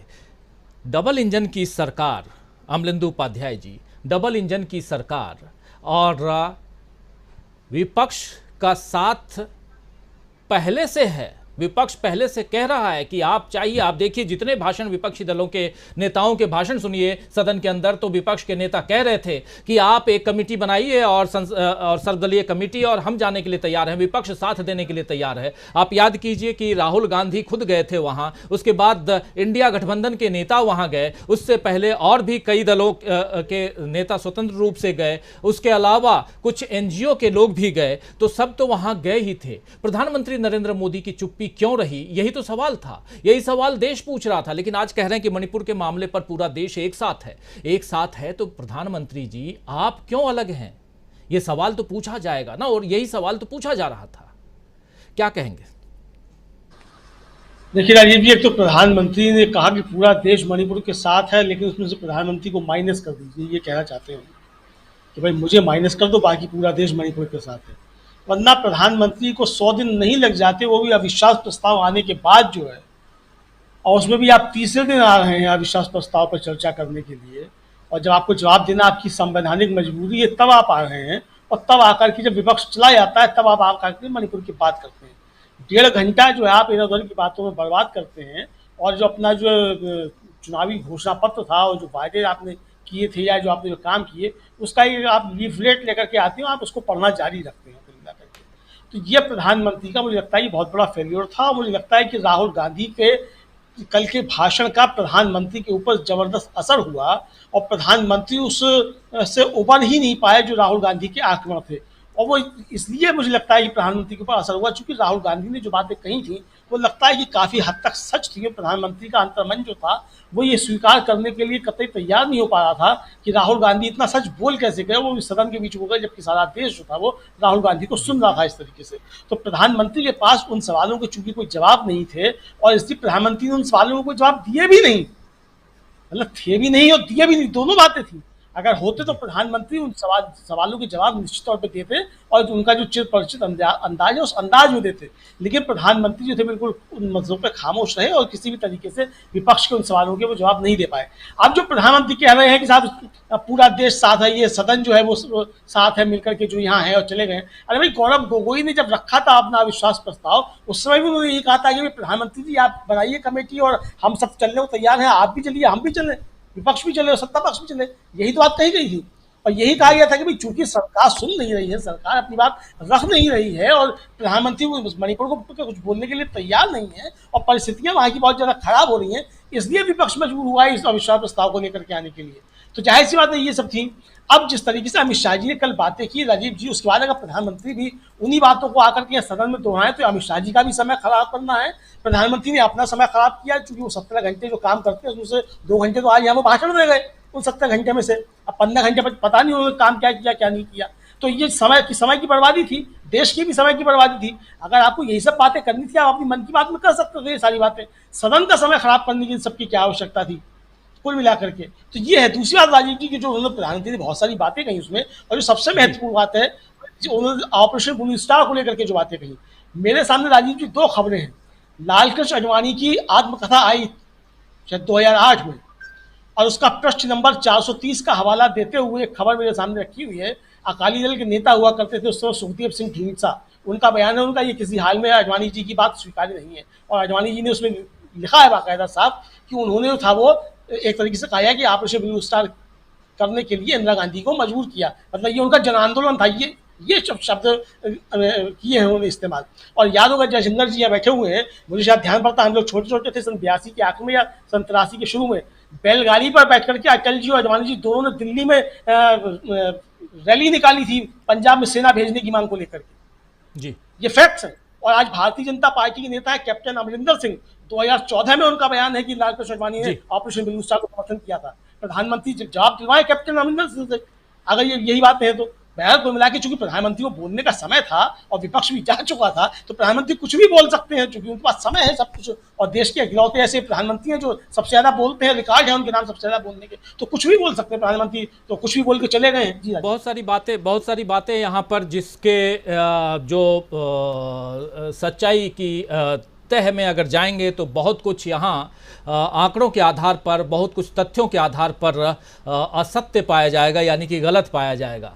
और वो बातें कई बार यहाँ होती रही हैं। और चाहे कल के भाषण हो, अमित शाह जी के भाषण जिसका जिक्र अभी थोड़ी देर पहले कर रहे थे जयशंकर जी, और जिसमें कलावती के बारे में उन्होंने कहा कि कलावती जो है एक महिला और वो बुंदेलखंड की हैं, और जबकि वो महाराष्ट्र के विदर्भ एरिया की हैं। उनके पति ने आत्महत्या कर ली थी कर्ज के बोझ के कारण। 2005 की घटना, 2008 में राहुल गांधी मिलते हैं, उसके बाद राहुल गांधी उनको 3,000 रुपये उसी समय देते हैं, 3 लाख रुपए देते हैं, फिर 30 लाख रुपए उनके अकाउंट में ट्रांसफ़र करते हैं, और उनका जीवन जो है धीरे धीरे आगे बढ़ता है। और आज वो टैक्स पेयर भी हैं, टैक्स पे करती हैं, लेकिन उन्होंने अपनी जो मजदूरी वाला काम है, कृषक मजदूर की जो भूमिका उनकी है, वो आज भी निभाती हैं। ये कलावती, इस पर लेकर के जो दावे तो नहीं, दावे जो कर रहे थे अमित शाह, वो आप लोगों ने कल सुन लिया था।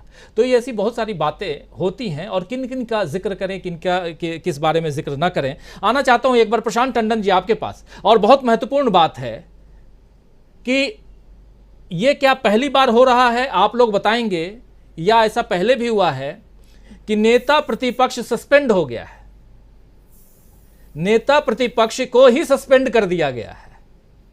और किस लिए किया गया है ये अभी मुझे जहां तक लग रहा है, मुझे अभी पूरी जानकारी नहीं है, अभी टीम को मैंने बोला है कि जब पता करके बताएं कि नीरव मोदी से तुलना कर दी थी इन्होंने, मोदी जी की तुलना शायद उसी मसले पे है, हो सकता है, मुझे ऐसा लग रहा है, शायद कह रहा हूं, अभी कंफर्म नहीं, क्योंकि जब अधीर रंजन चौधरी भाषण दे रहे थे तो उन्होंने नीरव मोदी का नाम लिया, और नीरव मोदी की तुलना उन्हीं के समकक्ष प्रधानमंत्री नरेंद्र मोदी को उन्होंने कह दिया था। तो हो सकता है कि, और उसमें कहा गया है कि जांच के बाद ही उनका सस्पेंशन टूटेगा, खत्म होगा, यानी जब तक जांच चलेगी तब तक वो सस्पेंड रहेंगे। तो विपक्ष का नेता सदन से सस्पेंड है। प्रशांत जी, देखिए, वहां पे मोदी सरनेम पे कहने पर कोई मुकदमा नहीं होता है, क्योंकि संसद के अंदर प्रोटेक्शन होता है डिफेमेशन का। लेकिन अधीर रंजन चौधरी का वजह जो भी निकाली जाए, मुझे लगता है कि जो अभी रीजन हुआ है, कारण कि जब विपक्ष ने वॉकआउट किया, और अगर विपक्ष वॉकआउट नहीं करता तो मुझे शुभा है कि प्रधानमंत्री मोदी आज मणिपुर का नाम भी लेते। विपक्ष जब उठ के खड़ा हो गया, जब दरवाजे तक वो पहुंचने लगे और काफी लोग बाहर निकल गए, तब उन्होंने मणिपुर के बारे में बोलना शुरू किया। तो मेरे ख्याल से अधीर रंजन चौधरी का के ऊपर जो गुस्सा फूटा है उसका एक कारण ये भी है कि आपने मजबूर किया हमको मणिपुर पे बोलने को, क्योंकि लगभग 2.25 घंटे तब तक मोदी जी बोल चुके थे। 2.25 घंटे तक अगर आपने विपक्ष का जो है वो मणिपुर का नाम नहीं लिया तो बड़ा, इसीलिए मैंने शुरू में कहा कि देखिए आज वो जो मोदी साहब इस तरीके के भाषण देने के लिए जाने जाते हैं, संसद में भी इस तरीके के कई भाषण दे चुके हैं और हर बार नए कीर्तिमान स्थापित होते हैं, लेकिन आज उनका संतुलन कुछ डगमगाया हुआ था और इसीलिए वो सुरक्षा अपनी सेनाओं के बल, सेना पे, वायुसेना पे, अपनी सेना पे उन्होंने राजनीति कर दी। दूसरी चीज की जो चुनाव आयोग की आपने बात की, मुझे लग रहा है कि मोदी जी ने लोकतांत्रिक संस्थाओं पे ही हमला बोल दिया है। जी, संसद की मर्यादा तो अभी हमने थोड़ी देर पहले देख ही ली कि पहली बार हुआ राजीव जी, मैंने इतने बार नो कॉन्फिडेंस मोशन देखे और आप लोग भी रहे, जयशंकर जी भी रहे, संसद में नारेबाजी किसी ने नहीं लगवाई है। ये जो मेंबर ऑफ पार्लियामेंट हैं ये आपके समर्थक नहीं हैं, ये पार्टी के कार्यकर्ता नहीं, मेंबर ऑफ पार्लियामेंट है, इनको चुन के लोगों ने भेजा है। ये वहां जिंदाबाद मुर्दाबाद करने के लिए नहीं बैठे हैं आपकी कि आप उनके, और 3-4 बार ये करवाया विपक्ष और स्पीकर ने कहा भी कि नारेबाजी नहीं चलेगी, ना इस पक्ष की ना उस पक्ष की। जी, वो भी आपके इसके रिकॉर्ड में होगा। और उसके बाद प्रधानमंत्री मोदी खुद नारे लगवा रहे हैं, ये भी पहली बार हमने देखा। इसीलिए मैं कह रहा हूं कि संतुलन आज कुछ बिगड़ा हुआ था उनका। दूसरा कि चुनाव आयोग के मामले पे देखिए, वो लोकतांत्रिक संस्थाओं पे हमला की बात है। 2 लोकतांत्रिक संस्थाओं पे एक साथ हमला बोला है, निर्वाचन आयोग पे और सुप्रीम कोर्ट ऑफ इंडिया पे। जी, और मैं एक सवाल पूछना चाहता हूं, अगर वो अपने आदमी इलेक्शन कमीशन में क्यों बैठाना चाहते हैं मोदी जी? निष्पक्ष चुनाव निर्वाचन आयोग से क्या दिक्कत है? ये नियत का सवाल खड़ा होता है यहाँ पे। ये कौन सी मजबूरी है कि प्रधानमंत्री मोदी अपनी पसंद के अफसरों को चुनाव आयुक्त बनाना चाहते हैं और उसमें कोई सुप्रीम कोर्ट ऑफ इंडिया के चीफ जस्टिस का दखल नहीं चाहते हैं। और अब वहाँ पे नेता प्रतिपक्ष की मौजूदगी एक केवल सिंबल के तौर पर रह गई, प्रतीकात्मक है, क्योंकि वो मेजॉरिटी तो हमेशा से सरकार की होगी।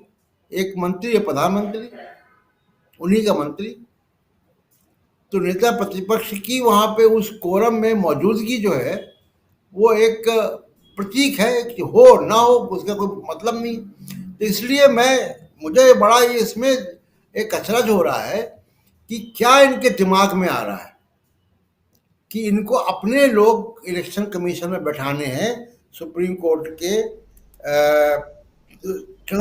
जब चुनाव नजदीक कुछ महीने ही बाकी हैं तब। और दूसरे की देखिए, लगभग पूरा भाषण उन्होंने कांग्रेस और राहुल गांधी पे दिया है। जी, आप प्रतिशत अगर बाद में निकाल लेंगे, मेरा अंदाज है कि लगभग 60 से 70% तक भाषण उनका कांग्रेस, इंडिया गठबंधन और राहुल गांधी पर रहा है। इसलिए मैं कह रहा हूं कि कोई ये चुनावी भाषण नहीं था, ये कुंठित भाषण था, कुंठाओं से भरा हुआ भाषण था और एक घबराए हुए व्यक्ति का भाषण था जिसके पास एक मंच है। तो इसलिए मैं इस भाषण को बहुत दूरगामी भाषण नहीं मान रहा हूं, लेकिन हाँ, ये भी लोकसभा के रिकॉर्ड में गया है, इतिहास के लोग देखेंगे, अब भविष्य के इतिहासकार देखेंगे इसको।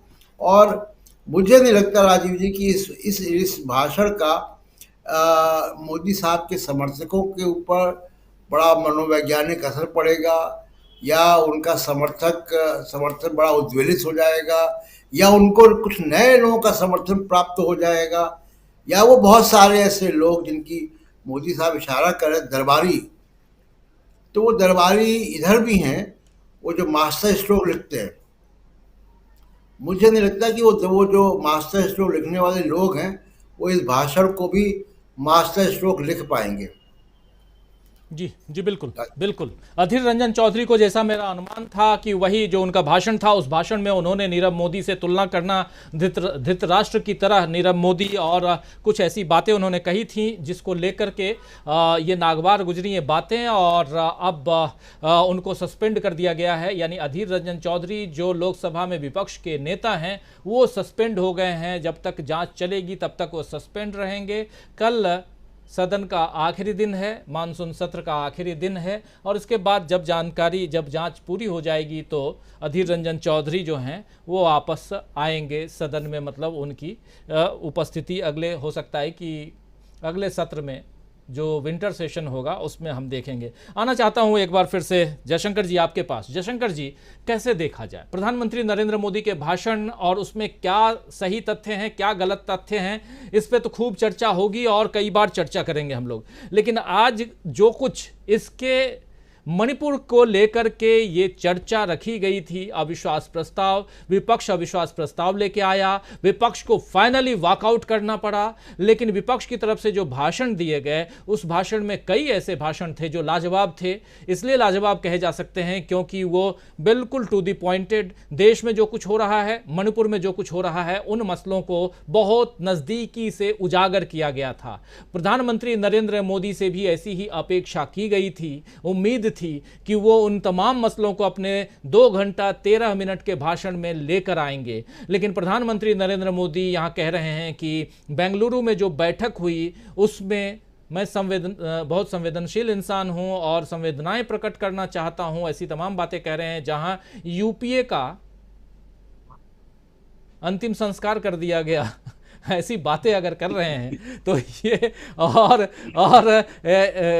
इंडिया का जो नाम आजकल ये लोग लेते हैं, घमंडिया कह रहे थे, तो बहुत सारी बातें हो रही थी। जरा क्या आपको लगता है, क्या पूरी तैयारी जो थी, और जैसा अभी प्रशांत टंडन जी भी कह रहे थे कि अगर विपक्ष यहाँ रहता तो शायद मणिपुर पर प्रधानमंत्री नहीं बोलते, आपको भी लगता है ऐसा क्या कि विपक्ष अगर मौजूद होता तो शायद प्रधानमंत्री मणिपुर पर जितना बोले हैं शायद उतना भी नहीं बोलते, कम बोलते, क्योंकि शायद अंत में बोलते। लेकिन जो बातें उन्होंने कही हैं उन बातों में कहीं भी ये उजागर हो रहा है क्या? आप तो सुने पूरा भाषण, ये उजागर हो रहा है क्या कि वहां के मसले को लेकर के सरकार गंभीर है? क्योंकि इसलिए गंभीर है, एक प्रश्नवाचक चिन्ह के साथ कह रहा हूं। कल राहुल गांधी कह रहे थे कि अगर सरकार चाह लें, आप चाह लें तो एक दिन में भारतीय सेना वहां शांति स्थापित कर देगी। इस बात पर कहीं भी अपना जवाब देते हुए न गृह मंत्री दिखाई दिए, सुनाई पड़े, और न ही आज प्रधानमंत्री नरेंद्र मोदी। कैसे देखा जाए, एक गंभीर मामला है। नहीं देखिए राजीव जी, अभी उनके पास बोलने के लिए है क्या? असल बात तो यह है कि मणिपुर पर वो क्या बोले? क्या ये बोले कि भाई गृह मंत्री हमारे गए थे वहां, 3 दिन रहे वहां और सारा कुछ उन्होंने कोऑर्डिनेट किया, सिक्योरिटी एडवाइजर गए, सारा मुख्यमंत्री के साथ मिलजुल करके काम कर रहे हैं, लेकिन इसके बावजूद वहां शांति नहीं लौट पा रही है? क्या ये कहें वो कि हमारी तमाम कोशिशों के बावजूद हमने वहां पे पुलिस और असम राइफल के बीच में ही लड़ाई झगड़ा शुरू करवा दिया? ये बात या कहेंगे क्या? वो कहेंगे क्या कि इसकी लपटें जो है मिजोरम में भी जाके फैल गई हैं, हम नाकाबिल रहे हैं, हमारा मुख्यमंत्री तो नाकाबिल था ही, हम खुद भी नाकाबिल साबित हुए हैं? ये बात तो नहीं कह सकते हैं। देखिए, सबसे हास्यास्पद चीजें क्योंकि हो रही हैं, अब उसमें कुछ कहा नहीं जा सकता है। अब गृह मंत्री का ये जवाब कि मुख्यमंत्री वहां बदला जाता है जो कोऑपरेटिव नहीं है, मतलब कोऑपरेट करता रहे, निकम्मा रहे, नालायक रहे, पूरे राज्य को हिंसा की आग में झोंक दे, वो मंजूर है, वो रहना चाहिए, क्योंकि वो हमसे कोऑपरेट करता है। हम दोनों मिलकर के ऐसा कोऑपरेशन कर रहे हैं कि आज मैतेई और कुकी जो हैं वहां के लोग एक दूसरे के जान के दुश्मन बन गए जी। आंसू पोंछने की बात नहीं भाई, सीधी सी बात है, प्रधानमंत्री को पहले ही चाहिए था, पहल करनी चाहिए थी कि साहब हम चलेंगे, सर्वदलीय बैठक करेंगे, वहां के लोगों को बुलाएंगे, मैतेई समाज के लोगों को भी बुलाएंगे और कुकी लोगों को भी बुलाएंगे। अब वो क्या क्या उसके बातें कही गई है, आप कल्पना कर सकते हैं क्या? कोई कह रहा कि साहब राजस्थान में भी ऐसा हुआ, कोई कह रहा साहब बंगाल में भी ऐसा ही हुआ। क्या बंगाल में 3 महिलाओं को भीड़ के सामने निर्वस्त्र नंगा करके घुमाया गया, उनके जिस्म से छेड़छाड़ की गई, नोचा गया, खसोटा गया, उनके टांगों में उंगलियां की गई? ऐसा राजस्थान में हुआ है, ऐसा पश्चिम बंगाल में हुआ है। और फिर राजस्थान या पश्चिम बंगाल में जो घटनाएं हुई हैं उनके बारे में वहां की राज्य सरकारों ने क्या किया? तत्काल कार्रवाई हुई, तत्काल गिरफ्तारियां हुई। मणिपुर के मामले में क्या हुआ? 75 दिन तक, जब तक वो वीडियो वायरल नहीं हुआ, FIR तो हो गया था, 18 मई को ही हो गया था, लेकिन गिरफ्तारी तो नहीं हुई थी, एक्शन तो कुछ भी नहीं हुआ था। कितना बड़ा फर्क है। लेकिन तब राजस्थान में हुआ तो मध्य प्रदेश में हुआ, छत्तीसगढ़ में हुआ तो पश्चिम बंगाल में हुआ तो उस पर क्यों नहीं प्रतिनिधिमंडल लेकर गए, बिहार में हुआ तो वहां क्यों नहीं लेकर गए। और देखिए दूसरी बात है, मतलब आने वाले दिन कितने खतरनाक हो सकते हैं आप कल्पना नहीं कर सकते। जिस तरह से राज्यसभा में संजय सिंह का निलंबन हुआ, उसके बाद डेरेक ओब्रायन का हुआ, लेकिन हालांकि उस पर अमल नहीं हुआ। यहां लोकसभा में कांग्रेस संसदीय दल के जो नेता हैं लोकसभा में, अभी विपक्ष के नेता का दर्जा उनको शायद नहीं मिला होगा, लेकिन कांग्रेस के नेता है वो, उनको जिस तरह से निलंबित किया गया, क्यों किया गया? कि उन्होंने नीरव मोदी का नाम लिया। भाई इसी तरह का नाम तो जब चर्चा हो रही थी, हमारे एक सांसद जो भाजपा के हैं उन्होंने न्यूज क्लिक का नाम लिया, उसमें उन्होंने कहा कि वो 2 पत्रकारों के भी नाम लिए। वो पत्रकार तो वहां मौजूद होकर जवाब नहीं दे सकते थे, क्यों उनका नाम लिया आपने? आज जब गिरधारी यादव जनता दल यू के अपने भाषण में RSS का नाम ले रहे थे तो सभापति महोदय जो थे राजेंद्र अग्रवाल जी, उन्होंने ऑब्जेक्शन किया। और जब उन्होंने कहा कि साहब तेलंगाना के जो भाजपा के सांसद हैं संजय बंटी, वो भी तो RSS का नाम ले रहे थे, तो क्या कहा गया? वो तो RSS के पक्ष में बोल रहे थे। मतलब RSS के पक्ष में बोलिए तो ठीक है, RSS के खिलाफ बोलिए कि जाति जनगणना बिहार में नहीं होने देना चाहते हैं लोग, या देश भर में नहीं होना देना चाहती है RSS या बीजेपी, तो वो गलत हो जाएगा। तो इस तरह की चीजें, मतलब सीधी सी बात है कि असहमति को अब इस देश में बर्दाश्त नहीं किया जाएगा। ये मैसेज देने की कोशिश की जा रही है। आने वाले सत्रों में हमको लग रहा है कोई भी थोड़ा कुछ खुल करके बोलेगा तो उसको या तो निलंबित कर दिया जाएगा या बाहर कर दिया जाएगा। आज तक ये तो संयोग से विपक्ष के लोगों की भी बलिहारी है, उन्होंने कोई सवाल नहीं उठाया इस पर। 4 साल हो गए, लोकसभा का उपाध्यक्ष अभी तक नहीं है। क्यों नहीं है भाई? किसी विपक्ष के सांसद ने भी नहीं पूछा कि माननीय प्रधानमंत्री जी लोकसभा का उपाध्यक्ष ही किसी को बना लीजिए, अपना ही किसी आदमी को बना लीजिए। क्यों नहीं हुआ? संवैधानिक संस्थाओं को नष्ट करने का काम, देखिए मोदी जी उस शासन प्रक्रिया के समर्थक हैं, या उसके मतलब क्या कहा जाए, पुरोधा कह सकते हैं, जो कमिटेड जुडिशरी चाहता है, जो कमिटेड ब्यूरोक्रेसी चाहता है, जो कमिटेड मीडिया चाहता है, जो कमिटेड जितनी स्वायत्त संस्थाएं हैं, चाहे चुनाव आयोग है, चाहे जो भी है, वो कमिटेड होना चाहिए, हमारे हाथ में होना चाहिए, ये चाहते हैं। और इसीलिए आप सोचिए, जिस ढंग से दिल्ली में सेवा विधेयक को पास कराया गया, वो सीधे सीधे सुप्रीम कोर्ट की अवमानना थी, क्योंकि सुप्रीम कोर्ट ने फैसला दिया था कि दिल्ली के मामले में चुनी हुई सरकार के पास अधिकार ज्यादा होने चाहिए। उसको रद्द करके इन्होंने विधेयक लाके पास किया।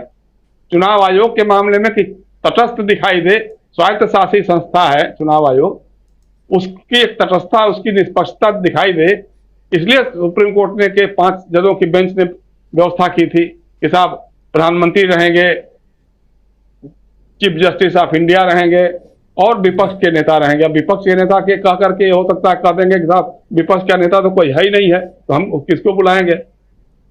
हालांकि तब वो राज्यसभा के विपक्ष के नेता को बुला सकते हैं, लेकिन अब वो खत्म करके अब सीधा सीधा ये हो जाएगा कि कैबिनेट मिनिस्टर हो जाएगा, प्रधानमंत्री हो जाएंगे और एक विपक्ष के नेता हो जाएंगे। 2-1 के बहुमत से जो चाहेंगे प्रधानमंत्री जी अपना, या सरकार जो चाहेगी वो करवा लेगी। तो सीधी सी बात है, अब विपक्ष के, देखिए ये सबसे बड़ी बात रही है राजीव जी, इस 3 दिनों की बहस में विपक्ष की सबसे बड़ी जो कामयाबी रही है कि आज तक कभी इतने नेताओं को एक साथ इतने सब विषयों पर बोलने का मौका नहीं मिला। जिसको टीवी ने भी दिखाया, टीवी चैनलों ने मजबूरी में भी दिखाया, संसद टीवी तो दिखाया ही दिखाया, जितना भी दिखाया कुछ काट के कुछ छांट के, कभी उनकी तस्वीर दिखाया, कभी उनका तस्वीर नहीं दिखाया, बार बार अध्यक्ष जी को दिखाते रहे, लेकिन इसके बावजूद विपक्ष सरकार के खिलाफ अपनी बातों को रखने में कामयाब रहा बड़े पैमाने पे। और भी मजबूती से कही जा सकती थी बातें, थोड़ी तैयारी होती तो और भी हो सकती थी, लेकिन ये बात तो हो गई, इन्होंने तो अपनी बात को रख लिया। अब जनता के बीच में जाएगा, जो चुनाव आयोग के बारे में, जो इलेक्ट्रॉनिक वोटिंग मशीन्स के बारे में जो जनता के बीच में संदेह पैदा हुआ है कि जनता तो वोट देती है भाजपा के खिलाफ में, लेकिन ईवीएम से कुछ और निकल के आ जाता है, उसके शक को, उसकी आशंकाओं को इनका ये जो फैसला है, जो राज्यसभा में विधेयक पेश किया है, ये और मजबूत करेगा कि ये चाहते हैं कि इनका कमिटेड चुनाव आयोग हो, चुनाव आयोग के जरिए अपना चुनाव को मैनेज करना चाहते हैं। जान चुके हैं कि राजस्थान भी हारने वाले हैं, छत्तीसगढ़ भी हारने वाले हैं, मध्य प्रदेश भी हारने वाले हैं, तेलंगाना भी हारने वाले हैं, और मिजोरम तो कई सवाल ही नहीं उठता है जहां वहां एनडीए रह पाएगा कि नहीं, वहां ये भी सवाल हो जाएगा। इसको देखते हुए कहीं चुनाव 2024 खतरे में न पड़ जाए, इसलिए चाहते हैं कि चुनाव आयोग हमारे हाथ में हो, हमारी मुट्ठी में हो, और वो जो हम चाहेंगे वैसे करवा सके। जी राजीव जी जी बिल्कुल बिल्कुल, बहुत सारी बातें यहाँ हम एक बार फिर से आना चाहता हूँ मैं डॉक्टर प्रकाश हिंदुस्तानी जी आपके पास। एक मुद्दा कल उठा था, फ्लाइंग किस का मुद्दा, उस पर कल हम लोगों ने चर्चा थोड़ी सी की थी, और हम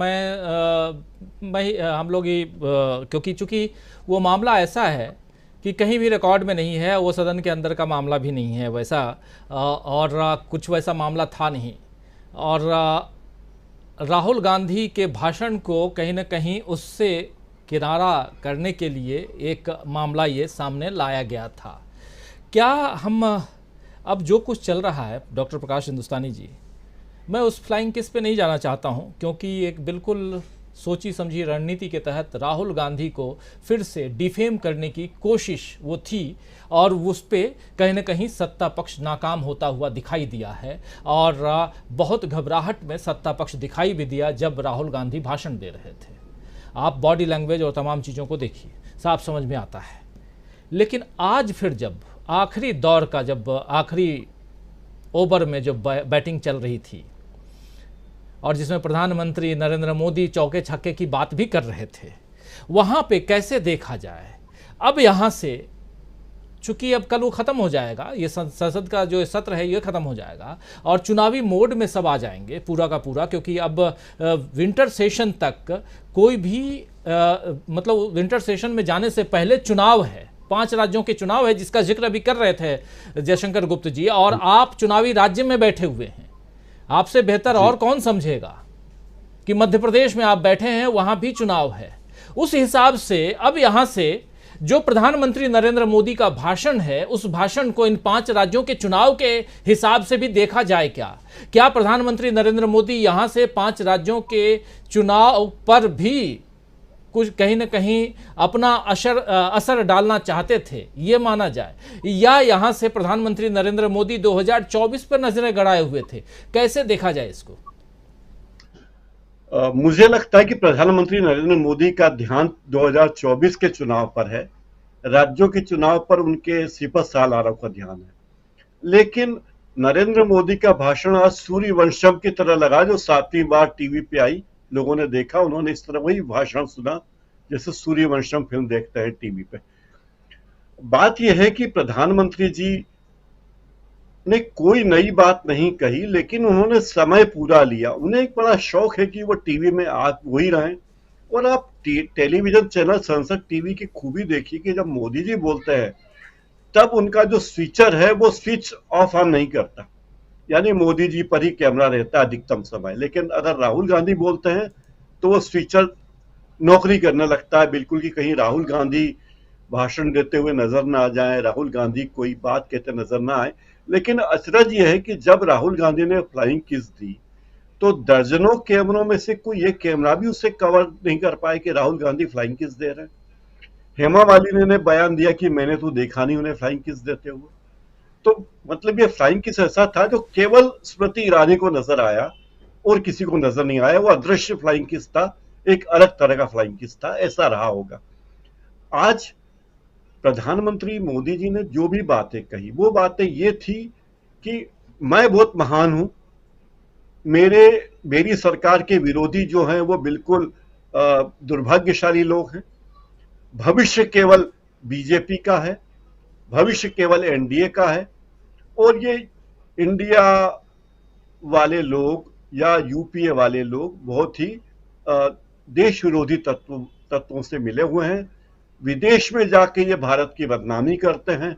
मुझे देखिए, मैं कितना नाम कर रहा हूं देश का, ये ब्रैकेट में है, ये बात कोट अनकोट कर सकते हैं कि मणिपुर के मामले में दुनिया भर की संसदों में जो हो रहा है उसके बारे में कोई बात वो कहना नहीं कहेंगे। आज वो ये बात कहना भूल गए कि कांग्रेस पार्टी का नाम जो है, कांग्रेस तो अमेरिकी संसद कहलाती है, तो वो नाम भी चोरी का है, ये कहना भूल गए वो, वरना उन्हें हर चीज लगती। और आज उन्होंने जिस तरह यूपीए के अंतिम संस्कार की बात कही, तो जनसंघ का भी कभी अंतिम संस्कार हुआ होगा और बीजेपी पैदा हुई होगी, ये बात भी कह सकते थे, लेकिन नहीं, उन्होंने केवल जुमलेबाजी की। और जुमलेबाजी में उनका, नरेंद्र मोदी की दो खूबियां हैं, बहुत बेहतरीन जुमले बोलते हैं और पंडित मुखराम शर्मा के सौतेले भाई लगते हैं, जिस तरह के डायलॉग राइटर वो होंगे, वो लिखते हैं, बिल्कुल दिलचस्प डायलॉग बोलते हैं। दूसरी बात, वो ऐसा कोई मौका नहीं छोड़ते जब वो अपना बैरोमीटर लेकर बैठ जाते। हमने ये किया, हमने ये किया और हमने ये किया, यानी हमारे अलावा किसी ने कुछ किया ही नहीं, और विपक्ष ने जो कुछ किया, अब तक जो कुछ भी हुआ है उसका कोई मतलब नहीं। और हम देश को बहुत ऊपर तक ले जाएंगे। अगर आप शेयर बाजार में डील करते हैं तो सरकारी कंपनियों के शेयर खरीद लीजिए, मुकद्दर बन जाएगा। और मैं जिसके साथ में घूमता हूं वो सब तो बेचारे सत्यवादी हरिश्चंद्र हैं, लेकिन ये लोग ही, विपक्ष के लोग ही दुर्भावना वाले हैं, ये ही पापी लोग हैं। ये मोदी जी की भावना होती है।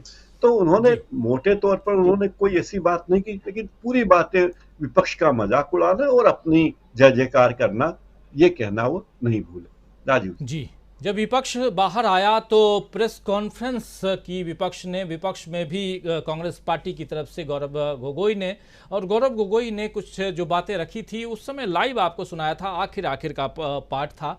प्रेम कुमार जी आपके पास आने से पहले गौरव गोगोई क्या कुछ रख रहे हैं वो आप तक पहुंचाना चाहूँगा। और यहाँ सबसे महत्वपूर्ण बात यह है कि विपक्ष वॉकआउट करता है, उसके बाद प्रधानमंत्री नरेंद्र मोदी मणिपुर का मां कहते हैं। और जैसा कह रहे थे अभी प्रशांत टंडन जी थोड़ी देर पहले कि शायद अगर विपक्ष वॉकआउट नहीं करता तो हम आज प्रधानमंत्री नरेंद्र मोदी ने जो भी बात रखी है मणिपुर को लेकर के, नॉर्थ ईस्ट को लेकर के, और देखिए चर्चा इसलिए भी तो जरूरी है क्योंकि एक सरकार क्या कुछ चाहती है। सरकार जो कुछ हो रहा है मणिपुर में, जो कुछ पूर्वोत्तर में हो रहा है या हरियाणा में हो रहा है उस पर, और हम लोग भी कहते हैं कि भाई हरियाणा में इतनी बड़ी घटना घट गई और प्रधानमंत्री ने एक मैसेज तक नहीं दिया, एक पैगाम तक नहीं दिया। देश के मुखिया होने के नाते आपसे उम्मीद तो की जा सकती है ना कि आप कम से कम शांति की अपील करें।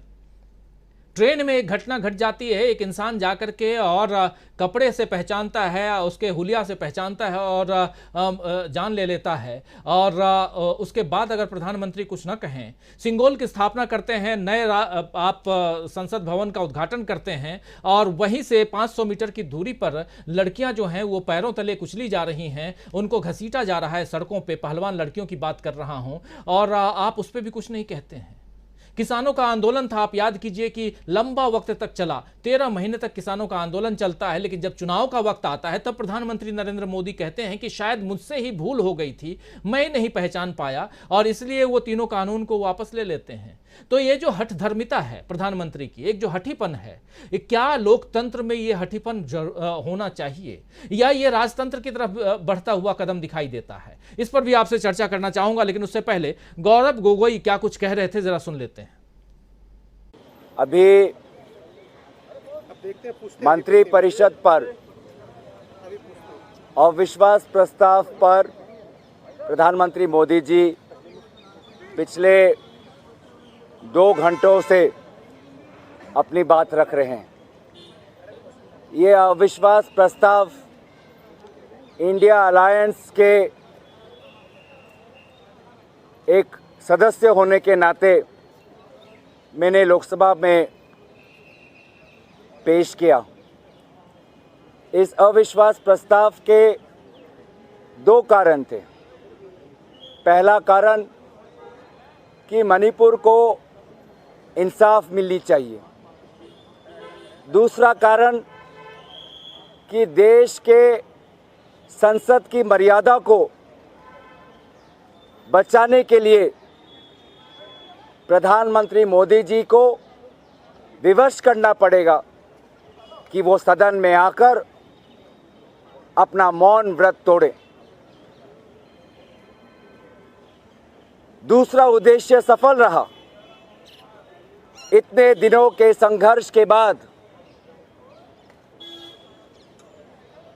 इतनी कठिनाइयों के बाद आज देश प्रधानमंत्री को सदन के अंदर बोलते हुए देख रहा है। अगर हम इंडिया अलायंस ये अविश्वास प्रस्ताव इतनी संघर्ष के बाद, इतनी लड़ाई के बाद नहीं पेश करते तो शायद प्रधानमंत्री विदेशों के और संसदों में भाषण देते रहते और हमारे भारत के सदन को शायद वो भूल जाते। तो हमने मजबूर किया और उन्होंने अपना मौन व्रत तोड़ा। लेकिन हमारा पहला उद्देश्य कि मणिपुर को इंसाफ मिले, वो उद्देश्य आज प्रधानमंत्री मोदी जी अपने जिम्मेवारी से भाग रहे हैं। स्पष्ट 3 सवाल थे उनके सामने। पहला, लगभग 90 दिनों के करीब गुजरता हुआ मणिपुर में हिंसा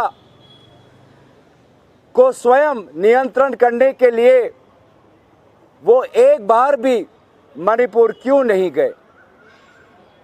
राहुल गांधी गए, इंडिया अलायंस गए, आप लोग भी जाके देख के आए हैं। तो प्रधानमंत्री क्यों नहीं गए, ये बोल रहे थे यहाँ गौरव गोगोई। और गौरव गोगोई जब वॉकआउट किया विपक्ष ने, उसके बाद प्रेस कॉन्फ्रेंस की संसद भवन के बाहर मीडिया के सामने मौजूद जो वहाँ मीडिया, तमाम मीडिया के लोग थे। और आज एक दो और भी बहुत ही कहें तो राहुल गांधी कुछ अजीबो गरीब कुछ ऐसी हरकत कर देते हैं जिस पर मीडिया जो है वो भौचक रह जाता है कि करें तो क्या करें।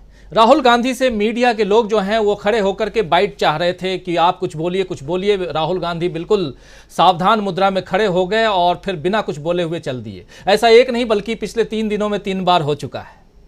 और उसमें भी ANI और तमाम ऐसे मीडिया के लोग जो बार बार आपके मुंह के सामने लगा करके माइक और कुछ न कुछ उगलवाने और बुलवाने की कोशिश करते हैं, वहाँ पर राहुल गांधी ने एक नया अंदाज अपना बना लिया है कि आप आइए, आप मेरे सामने खड़े रहिए, कुछ देर तक मैं चुप रहूँगा और चल निकलूँगा। ये अभी आज भी देखने को मिला। और परसों जब राहुल गांधी के बंगले की बात आई थी तो समय भी याद कीजिए कि पूछा जा रहा था और राहुल गांधी ने फिर एक लाइन में, एक शब्द में सिर्फ कह दिया, 6 सेकंड की बाइट उनकी थी कि समूचा हिंदुस्तान, पूरा हिंदुस्तान मेरा घर है। तो राहुल गांधी ने अब मीडिया को इग्नोर करना या मीडिया को जवाब देना सीख लिया है। लेकिन यहाँ गौरव गोगोई जो बात रख रहे हैं और उससे लेकर के जो पहले मैं अपनी बात रख रहा था, प्रेम कुमार जी आपके पास आना चाहता हूं, कैसे देखा जाए, आपकी इस पे पॉइंट ऑफ व्यू आपका क्या है? अनम्यूट कर लीजिए। मेरी आवाज आ रही है? जी हाँ जी। गौरव गोगोई जी जो बोल रहे थे उसको थोड़ा सा प्रधानमंत्री जी के बयान से जोड़कर देखिए। प्रधानमंत्री जी ने मणिपुर पर जो बयान दिया उसमें एक बात जो है उसको एक अलग किस्म से देखने की जरूरत है। वो ये कि देश मणिपुर के साथ खड़ा है। और ये बात जो वो कह रहे हैं, यही बात तो विपक्ष चाहता था कि बोले, सदन से आवाज निकले कि देश मणिपुर के साथ खड़ा है। तो प्रधानमंत्री जी का ये बोलना ये विपक्ष की जीत है। इस लाइन को, इस पंक्ति को आप दोबारा भी सुनवा सकते हैं अपने दर्शकों को, कि प्रधानमंत्री कह रहे हैं कि मणिपुर के साथ देश खड़ा है। अब जी। ये बात अलग है कि उनके नजरिए में, उनके बोलने से कितना विश्वास आता है, वो कितनी ईमानदारी से बोल रहे हैं, ये सब क्वेश्चनेबल है। लेकिन सदन से प्रधानमंत्री जी का मणिपुर के लिए ये बोलना महत्व रखता है। और वही बात गोगोई जी भी बोल रहे थे कि हम इस बात में कामयाब रहे संघर्ष करने के बाद कि अविश्वास प्रस्ताव लाए और प्रधानमंत्री जी को बोलने के लिए विवश होना पड़ा।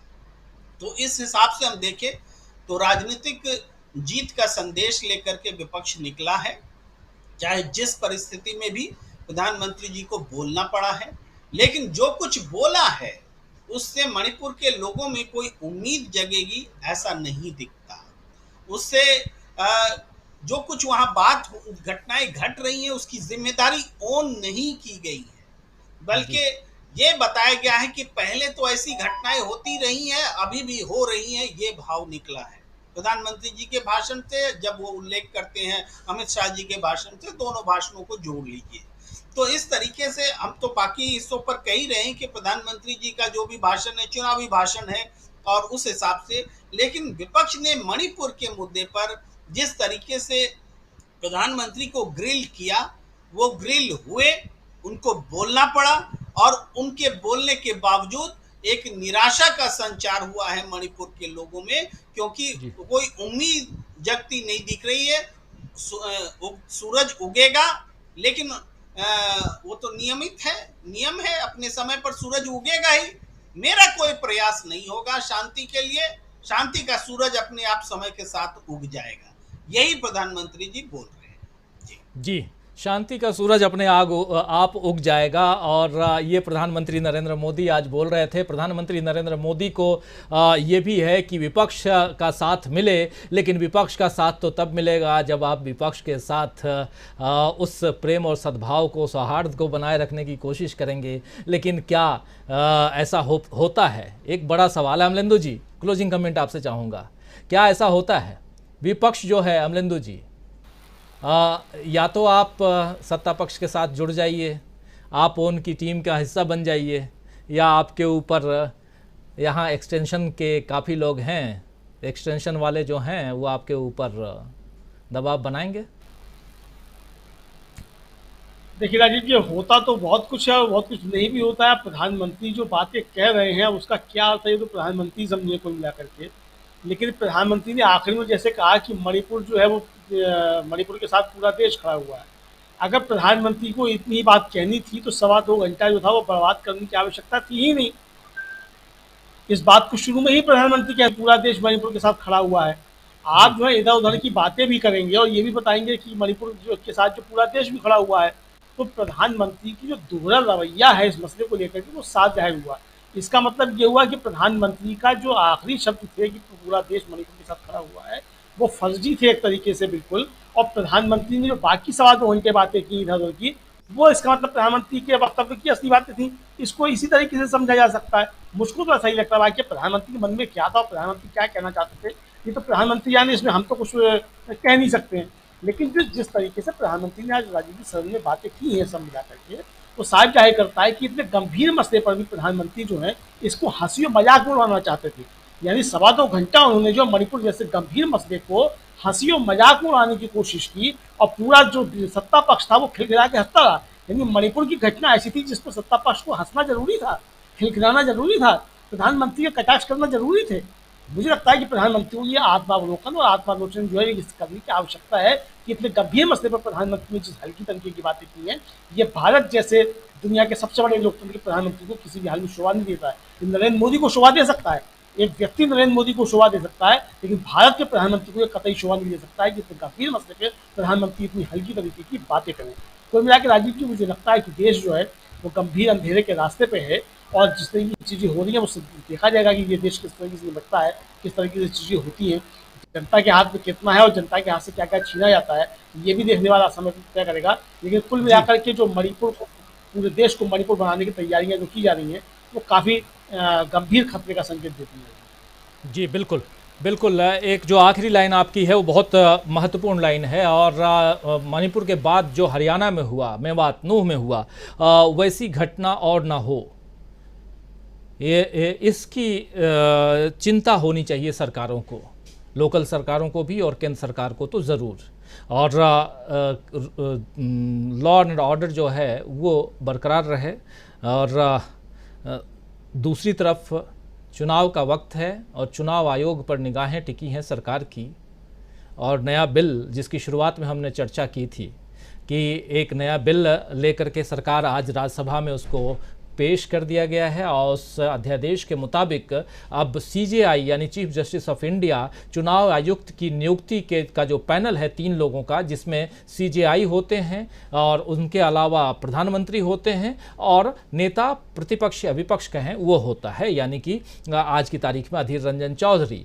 लेकिन CJI को हटाना और वहाँ पर सरकार के, मतलब मोदी सरकार अगर हैं तो मोदी सरकार के एक मंत्री को लाना, नॉमिनेट करना, ये अपने आप में एक ऐसी रणनीति पर सरकार काम कर रही है कि आने वाले समय में चुनाव आयोग हमारा हो, जो भी सरकार है। आज मोदी सरकार है तो मोदी सरकार, कल कोई और सरकार हो तो कोई और सरकार।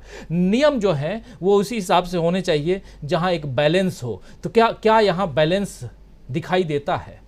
इस पे भी आने वाले समय में चर्चा करेंगे। लेकिन आज प्रधानमंत्री नरेंद्र मोदी का जो भाषण था, उस भाषण से लोगों को उम्मीदें बहुत थीं, लेकिन उम्मीदों पर कहीं ना कहीं पानी फिरता हुआ दिखाई दिया। प्रधानमंत्री नरेंद्र मोदी विपक्षी दलों पर हमला करते हुए नजर आए। यूपीए से इंडिया क्यों बना और इंडिया में क्या कुछ है, क्विट इंडिया से लेकर के तमाम ऐसे नारे वहां लगवाते हुए प्रधानमंत्री नरेंद्र मोदी नजर आए, और कहीं ना कहीं चुनावी भाषण नजर आया।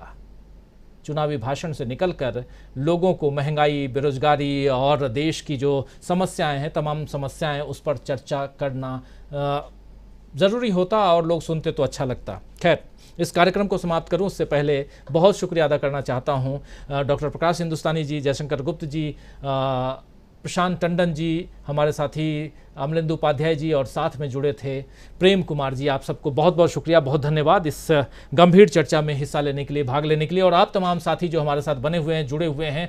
एक बहुत ही इंपॉर्टेंट डे कहें तो, एक महत्वपूर्ण दिन, और इस दिन भर उम्मीद थी कि प्रधानमंत्री नरेंद्र मोदी कब आएंगे, भाषण देंगे। उनके भाषण से पहले कई भाषण हुए। आज महुआ मोइत्रा ने बहुत शानदार भाषण दिया, एक छोटा सा भाषण, 8 मिनट और 35 सेकंड का भाषण हमारे इस चैनल पर मौजूद है, जरूर देखिएगा। और उन्होंने जो भाषण दिया है वो भाषण सुनना चाहिए आप लोगों को। कई ऐसे भाषण होते हैं जो बहुत ही रिमार्केबल होते हैं। उस भाषण को सुन करके लगता है कि हाँ, इस देश में अभी भी राजनीति बाकी है, इस देश में अभी भी लोकतंत्र जिंदा है। आप अपनी बात रख रहे हैं और देश के लोगों की चिंता आपको है, इसलिए भी जरूरी है। विपिन चंद्रा जी हमारे साथ हैं। घमंडिया का मतलब है घमासान मचाएगा इंडिया, ये कह रहे हैं विपिन चंद्रा जी हमारे साथ जुड़े हुए हैं। और हाशिर अहमद जावेद कह रहे हैं अपोजिशन ने बहुत दुखी किया है।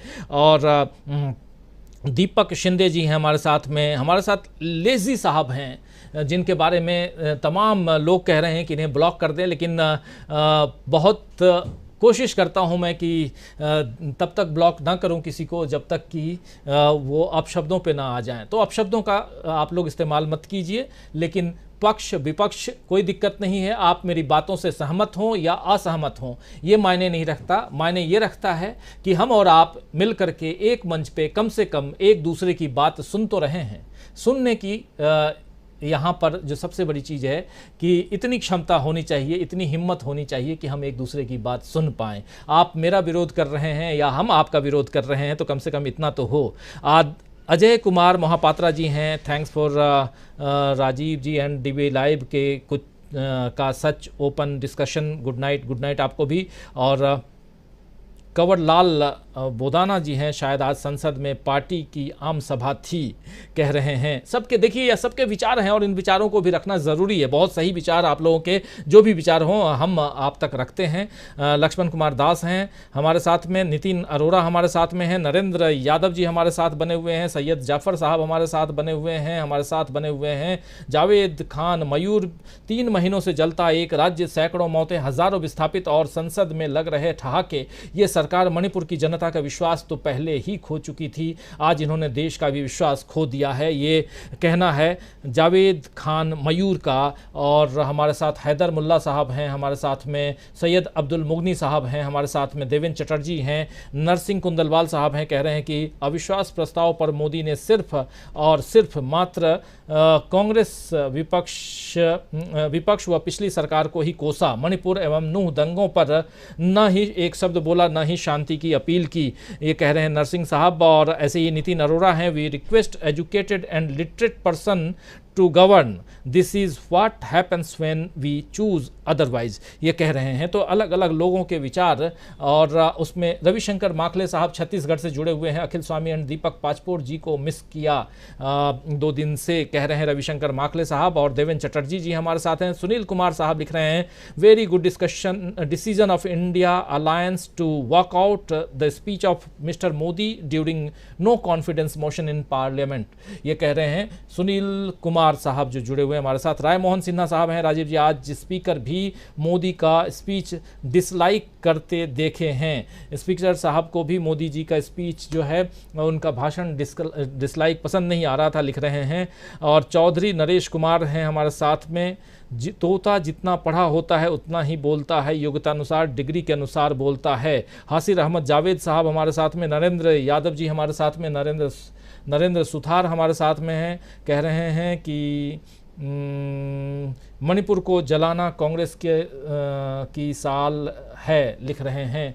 और यासीन अंसारी हैं, बड़े नए नए कचरे आ रहे हैं, कमेंट में लिख रहे हैं। और संजय सारावगी साहब लिख रहे हैं, Congress gave a notice in Lok Sabha against alleged breach of privilege by home minister Amit Shah, accusing him of speaking untruth of Maharashtra farm widow. Kalavati के बारे में बात कर रहे हैं। और 2008 की चर्चा जिसके बारे में अमित शाह ने कल बात कही थी, वही बात उस बात के बारे में हम लोग पहले से उस पर हमने बात अपनी रखी है, जिक्र किया है, वो यहाँ आप रख रहे हैं। और कंवर लाल बोदाना साहब हैं, कह रहे हैं कि अगर पहले मणिपुर की बात कर लेते तो बाद में कौन सुनता उनकी बातों को। यूएसए भाई भी हमारे साथ हैं, नरेंद्र सुथार हमारे साथ में हैं, हर्ष जी हमारे साथ में, और मुसाफिल काजी भी हमारे साथ। आपके दीपक में अशोक बन खिड़की खोले कुछ लिख रहे हैं, नहीं समझ पाया। हबीब जी हमारे साथ में हैं, हबीब खान कह रहे हैं मदारी के खेल पर बच्चे ताली बजाते हैं, वो ही दर्शन आज संसद में दिखाई दिया सत्ता की तरफ से। राजीव गुलाटी साहब भी हमारे साथ बने हुए हैं। और दिव्यांशु कुमार जी हमारे साथ में हैं। स्मोकी ब्लॉक्स कह रहे हैं अमेरिका चाहता है भारत चीन का युद्ध हो जाए। और Devendra Chatterjee I love dB live लिख रहे हैं, गुड नाइट लिख रहे हैं। राजेंद्र बंसोड़े साहब लिख रहे हैं, गुड इवनिंग बेंगलुरु से। और मोदी को राजशाही बनाने नहीं देंगे, जब तक राहुल गांधी के साथ हम लोग हैं तब तक। गुड नाइट राजीव जी लिख रहे हैं, गुड नाइट आपको भी। और तोताराम राठौड़ साहब लिख रहे हैं, तहसील हटा जिला खंडवा गौतम राठौर, मोदी जी से बहुत सारी उम्मीद थी पर कुछ भी नहीं कर पाए, उसका जवाब मध्य प्रदेश में दिया जाएगा। मध्य प्रदेश के जिला खंडवा से हमारे साथ जुड़े हुए हैं गौतम राठौर साहब, और वो लिख रहे हैं कि मोदी जी से बहुत उम्मीद थी लेकिन उस हिसाब से उनका भाषण नहीं था। और गोविंद प्रसाद पाल साहब भी हमारे साथ हैं, जीपी पाल जुड़ते हैं हमारे साथ सीधे कानपुर से। और बसवराज मंतूर साहब भी हमारे साथ बने हुए हैं। सुरेश नारायण साहब हमारे साथ हैं। सुरेश नारायण हमारे साथ जुड़ते हैं अंडमान निकोबार से, पोर्ट ब्लेयर से, लिख रहे हैं नमस्कार। और मोदी जी का बॉडी लैंग्वेज आज देखने से ऐसा लगा जैसे नर्वस लग रहे थे, ऐसा कह रहे हैं। और सुरेश चंद्र बथखिया भी हमारे साथ में हैं। और रूथ लैंगरे हमारे साथ में हैं, कह रहे हैं कि राहुल गांधी जी ने स्मृति ईरानी और बाकी फीमेल्स बीजेपी के नेताओं के अगेंस्ट में डिफॉर्मेशन की केस फाइल करना चाहिए। राहुल गांधी को ये डिफॉर्मेशन केस इन लोगों के खिलाफ फाइल करना चाहिए। रीता मोहंती जी हैं, इसीलिए तो गोदी मीडिया बोल रहा था अमित शाह जी के भाषण टेलर है, पिक्चर अभी बाकी है। बीजेपी हटाओ भारत से, बेटियों को बचाओ, मणिपुर बचाओ, कह रहे हैं रीता मोहंती जी कह रही हैं। और देवा राम बावारी भी हमारे साथ हैं, उनका कहना है मोदी जी चाहते तो देश की आग शांत हो तो वो इसे चुनावी मुद्दा बनाना चाहते हैं। सूरज कुमार भी हैं, क्या किया सब नेता ने बिहार को गरीब तो गरीब किया कर रख दिया है। बिहार की बात कर रहे हैं। नरेंद्र जी भी हमारे साथ, पब्लिक रिव्यू भी हमारे साथ, अनुपम जी हमारे साथ में, अशोक सक्सेना कह रहे हैं गुप्ता जी क्या मोदी जी विपक्ष को कुछ समझते हैं, क्या वो विपक्ष के कहने पर उपसभापति नियुक्त कर देंगे? बात सही आप कह रहे हैं। किशोरी लाल जी हैं, गुड नाइट लिख रहे हैं। दिवाकर पांडे जी हैं, इतना अहंकार भरे हैं हमारे प्रधानमंत्री जी, ये लोकतंत्र के लिए ठीक नहीं है। प्रधानमंत्री जी का भाषण बहुत ही हल्का और तथ्य विहीन था। अनु रावत जी का कहना है बुंदेली देर तक किसी शख्स के हिस्से में रहती है, बहुत ऊंची इमारत हर घड़ी खतरे में रहती। वाह। हबीब खान जी का कहना है मोदी जी निश्चित क्यों हैं, क्या इन्होंने ईवीएम को सेटिंग की कार्यवाही पूरी कर ली है क्या 2024 के लिए? तो बहुत कुछ जुड़ेगा भारत जीतेगा भारत भी हमारे साथ, सुल्तान भी हैं। दोस्तों इस कार्यक्रम को अब समाप्त करने की इजाज़त चाहता हूं और कल शाम 7 बजे फिर हाजिर होऊंगा कुछ ऐसी खबरों के साथ। बहुत कुछ है, बहुत कुछ देखिए परिवर्तन ऐसे हो रहा है खबरों में दिन भर से, और कल खासकर लोकसभा और राज्यसभा दोनों के लिए आखिरी दिन है मानसून सत्र का, और कितने विधेयक पास होते हैं, इन हल्ला शोरगुल के बीच में कितने विधेयक पारित करवा लिए गए हैं, इन सब को लाने की कोशिश हम करेंगे कल जब शाम को बैठेंगे इस कार्यक्रम में।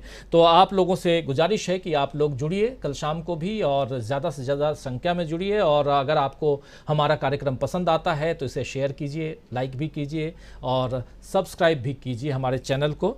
और बहुत बहुत शुक्रिया अदा करना चाहता हूं आप सबका कि आप लोग जुड़ते हैं और हम पे भरोसा करते हैं। आपका भरोसा हम पे बना रहे, इसी उम्मीद के साथ इस कार्यक्रम को समाप्त करता हूं। बहुत शुक्रिया, बहुत धन्यवाद, नमस्कार, गुड नाइट, शुभ रात्रि, शब खैर।